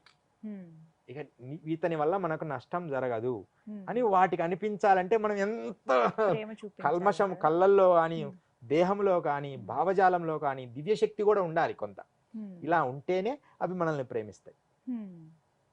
అలా పూర్తి స్థాయికి వీరస్థాయికి చేరడమే అఘోరం అంటే. ఘోరమే ఉండదు, ఎంత ప్రేమో వాళ్ళకి. అర్థం చేసుకోవడం కష్టం, కంటితో చూసేది నిజము కాదు. చివరిగా ఒక ప్రశ్న, స్మరణ అంటే ప్రతినిత్యం మీరు శివనామ స్మరణ చేస్తూనే ఉంటారా? క్షణక్షణం ముందు చేస్తాం, తర్వాత చేయాల్సిన అవసరం లే. లోపల ఆటోమేటిక్గా ఏదైతే మనం అనుష్ఠిస్తామో అది జరుగుతూనే ఉంటుంది. ఇది ప్రాక్టీస్. ఇప్పుడు ఇలా ఇప్పుడు మనం కొత్తగా స్టార్ట్ చేసినప్పుడు భయము, కంపితము, చెమటలు అలా పడతాయి. స్టార్టింగ్లో కొంచెం భయం ఉంటుంది, తర్వాత అలవాటు అయిపోద్ది కదా. అలాగే ఈ దేహము కూడా మంత్ర సాధన కూడా చేయంగా చేయంగా చేయంగా చేయంగా దాని ధారణం అవుతుంది. ధారణమయ్యి అది స్మరణ స్మరణ స్మరణ, ఆ స్మరణ స్థితి ఆ సమాధి స్థితికి చేరుస్తుంది. రోజు జరుగుతూనే ఉంటుంది. ఇక కొద్దిసేపు నా ఓం నమస్తే, ఇందాక కూడా మీరు ఏదో చెప్తుంటే అదో ఆ టాపిక్ వస్తే ఆటోమేటిక్గా ఓం నమ శివాయ అనే ఫీలింగ్ వెళ్ళిపోయింది. అంటే అది లోపల దానికి సంబంధించిన స్టోరేజ్ ఎక్కువ ఉంది. ఇప్పుడు జనాలకి భౌతిక సంబంధించిన స్టోరేజ్ ఎక్కువ ఎలా ఉంటుందో, యోగులకి స్పిరిచువాలిటీకి సంబంధించిన స్టోరేజ్ ఎక్కువ ఉంటుంది బాడీలో. ఏది నొక్కినా అదే రిలీజ్ అవుద్ది. కానీ బట్ స్టిల్ ఆ లోపల అప్పుడప్పుడు కొన్ని నెగిటివ్స్ కూడా వస్తుంటాయి. కానీ అది ఒక్కదాన్ని పట్టుకొని ఇది చెడు అని గుర్తించకూడదు. అంటే అది హ్యూమన్ బాడీ అనుకోవచ్చు. సహజంగా కోపం వస్తుంది, సహజంగా రాగం వస్తుంది, సహజంగా ఆకలి అవుతుంది సడన్ గా. అది హ్యూమన్ నేచర్. కానీ ఎక్కువ శాతం పాజిటివ్ వైబ్రేషన్స్ ఉన్నాయి, వాటిని మనం స్వీకరించాలి. పూర్తి పాజిటివ్ వైబ్రేషన్ మనం కోరకూడదు. అలా పూర్తిగా పాజిటివ్ వైబ్రేషన్ మన దగ్గర ఉండదు, అంటే మనకు పరిధిలో ఉండవు. అవి చాలా సుదూరాల్లో ఉంటాయి. వాటిని మనం చేరాలంటే ముందు ఈ మంత్ర జపము తపము భజనలు ధ్యానము సంకీర్తనములు, ఏమంటారు నవవిధ భక్తి మార్గ శ్రవణము కీర్తనం స్మరణం పాదసేవనం అర్చరణం వందనం దాస్యం సఖ్యం ఆత్మనివేదనం. ఈ నవవిధ భక్తి మార్గాల్లో ఏదో ఒక దాన్ని ఎంచుకొని సాధనా దిశలో అలా అలా అలా యోగులుగా అఘోరులుగా కొన్ని జన్మలుగా యోగులుగా అఘోరులుగా వాడి గుండెల్లో కొంచెం గుడి కట్టుకుంటూ వస్తాడు. వాడి హృదయంలో మనస్సుతో ఆ గుళ్ళు కొన్ని జన్మలకు పూర్తయితాయి. ఇందులో అంటాడు మైన తేరేలియే హృదయ అందరు మందిర్ బనాయ. మనస్సులో గుడి కట్టే స్థాయికి వెళ్తే అది కొంచెం కొంచెం కడతావు, ఒకేసారి అంత గొప్ప గుడి కట్టలేవు. ఎందుకంటే అవి చాలా బయట ఎక్కువ కట్టుకుంటాం కదా, బయట ఇల్లు కట్టుకుంటాం, బయట ప్రాపర్టీస్ కట్టుకుంటాం, లోపలిది కట్టడం అంత సులభం కాదు. వాటిని మనం అప్పుడప్పుడు కట్టుకోవచ్చు. వాటితో పాటు ఈ గుండెల్లో మాత్రం దేవుడికి గుడి కట్టండి, ఈ మిగతా భాగాల్లో మీ ఏమైనా కట్టుకోండి. హృదయంలో మాత్రం దేవుడికే మీరు గుడి కట్టగలిగితే మీరు హాయిగా ఉంటారు, రిలాక్స్ గా. గురువు గారు చెప్పారు కదా, ఇదే నిజం. మిగతా అన్ని భౌతికం కట్టడానికి వీళ్ళందరూ ప్రేమలు అనురాగాలు ప్రదర్శించాలి. గుండెల్లో మాత్రం దేవుడికే గుడి కడతా, నేను ఎవరిని ప్రేమించను అని నీ లోపల అనుకోవాలి. బయటికి చెప్తే మళ్ళా మనకు వ్యతిరేకం అవుతాం. నువ్వు నన్ను ప్రేమించవా అంటారు. నో అని అనకుండా ఎస్ అనాలి, లోపల మాత్రం దేవుడికే గుడి కట్టాలి. ఇలా మీరు ప్రాక్టీస్ చేస్తే హ్యాపీగా ఉంటారు. ఆ దేవుడు అంటే is meanings and peace of mind, service, love, అంతే. మీరు ఏం చేయాల్సిన పనిలే, ఆ భావం పెట్టుకోవాలి. మంచి హృదయం, వికసిస్తున్న పుష్పములాగా. ఆ ఫ్లవర్ ఉంటుంది గులాబీ చెట్టు, దానికి మూత్రం పోయి మట్టి పోయి నీళ్లు పోయి ఏమైనా పోయి చెడు పదార్థమైన పోయి అది అద్భుతంగా ఫ్లవర్ వికసిస్తుంది. అది అంటది, నువ్వు నాకు ఇలాంటి నీళ్లు పోసావు కాబట్టి నేను వికసించను, నేను మురికి వాసన వచ్చే నీళ్లు పోసావు కాబట్టి నేను మురికి వాసన ఇస్తాను అన్నది. గాడ్ అలాంటి వాడు. నీ గుండె అలా ఉండాలి. నువ్వు అలా వికసిస్తుంటే ఆ స్మెల్ ఏమైనా చేయని, నువ్వు మాత్రం అందమైన సువాసనే వెదజాలి. ఆ గులాబీ చెట్టు లాగా దానికి ఏమి పోసినా అది గులాబీ ఫ్లవర్ అందమైన సువాసన ఇస్తుంది. నీకు అది ఇచ్చావు కాబట్టి నేను ఇది ఇస్తా అనదు. కానీ మనిషి అలా కాదు. నువ్వు ఎంత ప్రేమించు, ఎంత అనురాగించు, ఎన్ని రకాలుగా సిలిండర్గా అది విషయం కక్కాలంటే అమ్మడే కక్కేస్తాడు. కానీ నేచర్ అలా కాదు, సమస్య లేదు. సృష్టి తిరగబడినా సరే నేచర్ దాని సహజ గుణం పోగొడుతుంది. మనిషి గుణం క్షణ క్షణం మారిపోతుంటది. అందుకని మనిషి కంటే నేచర్ని నమ్ముతారు, వాడే అఘోరి. చాలా చక్కగా వివరించారు గురువు గారు. ఇంకా ఏమైనా సందేహాలు ఉన్నాయా మీకు? మేడం ఒక డౌట్ సార్, మీరు ఏమంటారంటే ఒక చిన్న క్వశ్చన్ అడుగుతాను. మీకున్న జుట్టు నిజమేనా, లేదంటే అది ఏమైనా విగ్ పెట్టినారా? ఇది ప్రదర్శించాలా ఇప్పుడు? ఖచ్చితంగా చెప్తాను. ముందు జుట్టు విషయము, కురువపురం అని ఇక్కడ ఒక ప్లేస్ ఉంది మనకి, ఇక్కడ దగ్గరలోనే మహబూబ్ నగర్ దగ్గర లోపల ఉంటుంది. లోపలికి వెళ్ళి నేను మొట్టమొదట కురువపురం వరకు నేను యోగానందలాగా మహావతార బాబాజీలాగా మామూలు లేడీస్కున్న జుట్టులాగా ఇక్కడికి ఉండేది.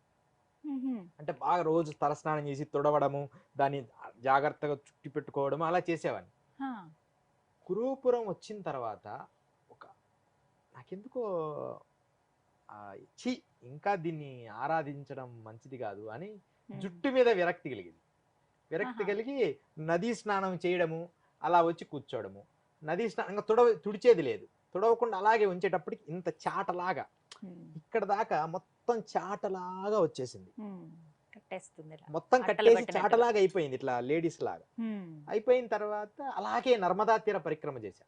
అలాగే జూనాగఢ్ వెళ్ళిపోయిన తర్వాత నర్మదా తీరంలోకి వచ్చేటప్పటికి ఒక ఆయన మెడ ఇట్లే ఉంటుంది, ఎక్కువ బరువు ఎక్కువైతుంది, మెడ ఇలాగే ఉంటుంది. అప్పుడు దాకా బరువు అనిపించేది కాదు, ఎందుకంటే హాయిగా ముడేసుకునే తేలిగ్గా ఉండేది. బరువు ఎక్కువ అవుతుంటే ఒక అఘోరి ఏం చేశారంటే, ఒక గురువు గారు ఎక్కడంటే కరెక్ట్గా మహేశ్వర్, అంటే నర్మదా చాలా వరకు కంప్లీట్ చేసి మహేశ్వర్కి వచ్చినప్పుడు కరెక్ట్గా కొన్ని భాగాలుగా చేశాం. అంటే ఇట్లా అంటే కొంచెం ముడేసుకునేటట్టుగా. అప్పుడేమైంది, ఎక్కువ శాతం ఎడమ భాగానికి వచ్చింది కొప్పులాగా, కుడి భాగం తగ్గింది. సరే ఎడమ భాగమైన అప్పుడు మెడ ఇట్లా ఉంటున్నది. తర్వాత ఒక 4 ఏళ్ల క్రితం వరకు, 4 ఏళ్ల క్రితం 3 ఏళ్ల క్రితం ఇలా మాట్లాడేవాడిని. ఎక్కువ శాతం ఇప్పుడు ఈ భాగంలో ఎక్కువ ఉండేది. ఒక ఆ భాగంలో కట్టి కట్టి కట్టి అక్కడ కూడా శివలింగం లాగా అట్టగట్టకపోయింది. ఇక దాన్ని ఎట్లా చేయాలా మేడం, మీకు ప్రాబ్లం వస్తుంది అని చెప్పిండు డాక్టర్. కొంచెం ఇట్లా ఇట్లా అయిపోతుంది రోజు, ఇట్లా ఇట్లా పెట్టి ఇలా మామూలుగా గహోరాలు ఏం చేస్తారంటే సన్న సన్న పాయలుగా చేసి దారాలు చుట్టి దాన్ని ఒక క్రమబద్ధం చేసి వదిలేస్తారు. నేను అలాంటి అంతకంటే వైరాగ్యంగా ఉండాలని అప్పుడప్పుడు అనుకోకుండా పిచ్చి ప్రయోగం అనమాట. అంటే నేను ఇంకా దేన్ని పట్టించుకోకూడదు. అప్పుడప్పుడు అనిపిస్తుందమ్మా సడన్ గా చి అన్ని వదిలేసి వెళ్ళిపోదాం, కానీ గురువులు చెప్పారు కాబట్టి ఉందాం అని. అప్పుడు ఏమైందంటే దాన్ని మళ్ళా జాగ్రత్తగా ఇప్పుడు మీకు చూపిస్తా. ఇది చూడండి, ఇదే అనమాట. ఇది ఈ భాగంలో నుంచి చూడండి ఇలా ఉండేది, ఇలా ఉండి ఇదంతా అట్ట అనమాట. ఇట్లా మీకు బాగా ఇదిగో ఇదంతా అట్ట, ఇలాగ మొత్తం ఇంత అట్టలాగా ఉండేది. దాన్ని అదంతా కట్ చేసినప్పుడు దాని నుంచి వచ్చిన భాగములు నదీ స్నానం చేసి పెట్టి తెగిపోయేవి. నదీ స్నానం చేసేటప్పుడు అప్పుడేం చేస్తామంటే కొన్ని నల్ల దారములతో ఈ నదీ స్నానం చేసి ఉడిపోతాయి కదా, అలా కట్టేసేవాళ్ళమాట కొంత, అంటే ఆ స్థాయిలో ఉండడానికి. అంతే తప్ప ఇలా ఇలా ఉండేది, ఇలా ఉండి ఇంత మందం ఉండేది, పల్చగా ఇలా వచ్చేసేది. ఇప్పుడు మనం దీన్ని పరిశోధన అంతా చూడండి తెలుస్తుంది. ఇది ఇట్లా అనమాట. దాన్ని నేను ఏం చేస్తానంటే నాకు అనుకూలంగా ఉన్నప్పుడు ఈ నదీ జలాల్లో తిరుగుతున్నప్పుడు ఒక అద్భుతమైన మాత దయ వల్ల ఇది లభించింది. కొన్ని మేము తిరిగేటప్పుడు చాలా వాల్యుబుల్ దొరుకుతుంటాయి, వాటిని నేను దీనికే చుట్టేస్తుంటా, గోల్డ్ది అట్లా. ఒకసారి డైమండ్ ఏదో అట్లా దొరుకుతుంటాయి, ఎవరికైనా ఇచ్చేస్తుంటాం కొన్ని, అంతే తప్ప ఒరిజినల్ ఇది. కానీ ఇప్పుడు ఈ కాలం అని చెప్పడం లేదు. ఈ కాలం ఏముంది, డూప్లికేట్ గా కూడా 1000 రూపాయలు ఇస్తే వచ్చేస్తుంది. అంటే ఇది ఉన్నంత మాత్రాన యోగిని కాదు, యోగి అంటే ఇది ఉండాలి. ఎన్ని సంవత్సరాల నుంచి ఇలా? ఇది 3వదమ్మా, 3 సార్లు తీసా ఇప్పటికి. అంత ఒకసారి గుండు చేపించారు 2 సార్లు, మరలా 3వసారి ఇక త్వరలో అనుకుంటున్నాము, కానీ గురువు ఆదేశం రాలేదు. ఇది 3వసారి అంటే ఒకటేమో 4 సంవత్సరాలకు తీశాను, ఒకటి 6 సంవత్సరాలకు తీశాను. ఇది 20 సంవత్సరాలు దాటిపోయింది, 20-25 సంవత్సరాల నుంచి ఉంది. ఇంకా దాన్ని నేను తీయలేదు. అంటే ఇది అట్టగట్టకపోవడము, లేకపోతే జుట్టు పెట్టు, నాకు మహావతార్ బాబాజీ అంటే బాగా ఇష్టం. దానివల్ల ఇలా అంత మెత్తటి జుట్టు ఇలా ఉండేది. అందరు ఈర్ష్యపడే వాళ్ళకు చాలా మంది నల్లటి జుట్టు ఇంతవరకు ఉండేది, మోకాళ్ళ దగ్గరికి కింద. దాన్ని బాగా చుట్టేవాడిని. దాని తర్వాత అది అట్టగట్టకపోవడం వల్ల అది కొన్ని ఇబ్బందులు అయ్యి ఎంత కష్టమో కొత్త ఈ కత్తెరలు వాడి దాన్ని భాగాలుగా చేశాం. అదే అఘోరాలు స్టార్టింగ్ లో ఏం చేస్తారంటే ఆ జుట్టుని ఏ పాయకు ఆ పాయ కొద్దిగా దారం చుట్టే ఒక 6 నెలలు అలా, ఆ తర్వాత అది తీసేస్తే నీట్ గా ఉంటాయి. ఇక క్రమబద్ధంగా ఆ క్రమశిక్షణ ఆ టైంలో నాకు చెప్పేవాళ్ళు లేరు, ప్లస్ దాని మీద ఆ వైరాగ్యం వచ్చింది. అందుకని అలా జరగడం వల్ల వచ్చింది. ఇదంతా ఒరిజినల్ జుట్టే. సందేహం తీరిందా? ఒరిజినల్ చాలా చక్కటి ప్రశ్నలు, మీకున్నటువంటి సందేహాలు అడిగారు. మిమ్మల్ని ఏమైనా ఇబ్బంది పెట్టుంటే క్షమించండి. ఎందుకంటే అందరికీ ఆసక్తి ఉంటుంది, ఒక కుతూహలం, ఏమిటా ఎలా ఉంటారు అఘోరాలు అసలు, చాలా మంది మంచి వాళ్ళు అఘోరాలు. అంటే ఇప్పుడు కాదు, కరెక్ట్ మంచి వాళ్ళు చూడాలంటే మాలాంటి వాళ్ళతో రావాలి. ఎంత ప్రేమిస్తారో ఆ సాంప్రదాయంలో, వారు దేనికి హాని చేయరు. లోక చెడు జరిగే వాటిని తప్ప మంచి వాళ్ళని ఎప్పుడు ఆరాధిస్తుంటారు. అంటే ఏదైనా సరే భయపడాల్సిన అవసరం లేదు అఘోరాలంటే, అదొక విషయం అయితే భయపడాల్సిన అవసరం లేదు, కానీ తెలిసిపోవాలి. మరి అఘోరి అవునో కాదో, విభూతి పూసుకున్నాడంతా అఘోరి కాదుగా. నేను కొంతమంది అంటారు మీరు ఒళ్ళంతా విభూతి పూసుకోలేదే అని. నిజమే కదా, అంటే ఒళ్ళంతా విభూతి పూసుకుంటే అఘోరి, అసలు విభూదే లేకుండా తిరుగుతాం, అఘోరి కాదా? అలా కాదు, విభూతి రాసుకోవడం మంచిది, వీలైనప్పుడు రాసుకుంటాం, లేకపోతే లేదు. అట్లా వారి స్థాయిని బట్టి. ఇప్పుడు మేము ఆ స్థాయిలో కుంభమేళా శ్రీశైలం ఆ స్థాయిలోనే ఉంటాం, అప్పుడు విభూతి రాసుకుంటాం. ఓ సంఘంలో పోయి వస్త్రం కట్టుకుంటాం, అడవిలో ఉన్నాం వస్త్రం కట్టుకోం, కుంభమేళాలో ఉన్నాం వస్త్రం కట్టుకోం, సంఘంలో ఉన్నప్పుడు సంఘానికి తగినట్టుగా ఉంటాం. ఎక్కడ ఎలా ఉంటే అలా ఉండాలి అంతే. అలా ఉంటాం, ఎవరిని ఇబ్బంది పెట్టాం. ఉమ్, అఘోరాలు కూడా అంతే, పూర్ణ వీరభావ స్థితి. ఒక 60 ఏళ్ళ వయసు వచ్చినప్పుడు ఉమ్, వాళ్ళు ఇంకా పూర్తిగా ఎక్కడికి పోయినా వారు వస్త్ర వివస్త్రలయ్యే వెళ్తారు, వారి హృదయాన్ని పట్టి. చాలా సంతోషం అండి, విలువైన సమయం ఇది మాకు మంచిదమ్మా. కేటాయించారు, జై ఎన్నో గురుదత్త. సందేహాలకి సమాధానాలు ఇచ్చారు ఓపికగా. మ్మ్. చాలా సంతోషం గురువు గారు, నమస్కారం. సర్వమంగళీ భవ. జై గురుదత్త. సుమన్ టీవీలో మీ పర్సనల్ అండ్ బిజినెస్ ప్రమోషన్స్ కోసం కింది నెంబర్కి కాంటాక్ట్ చేయండి.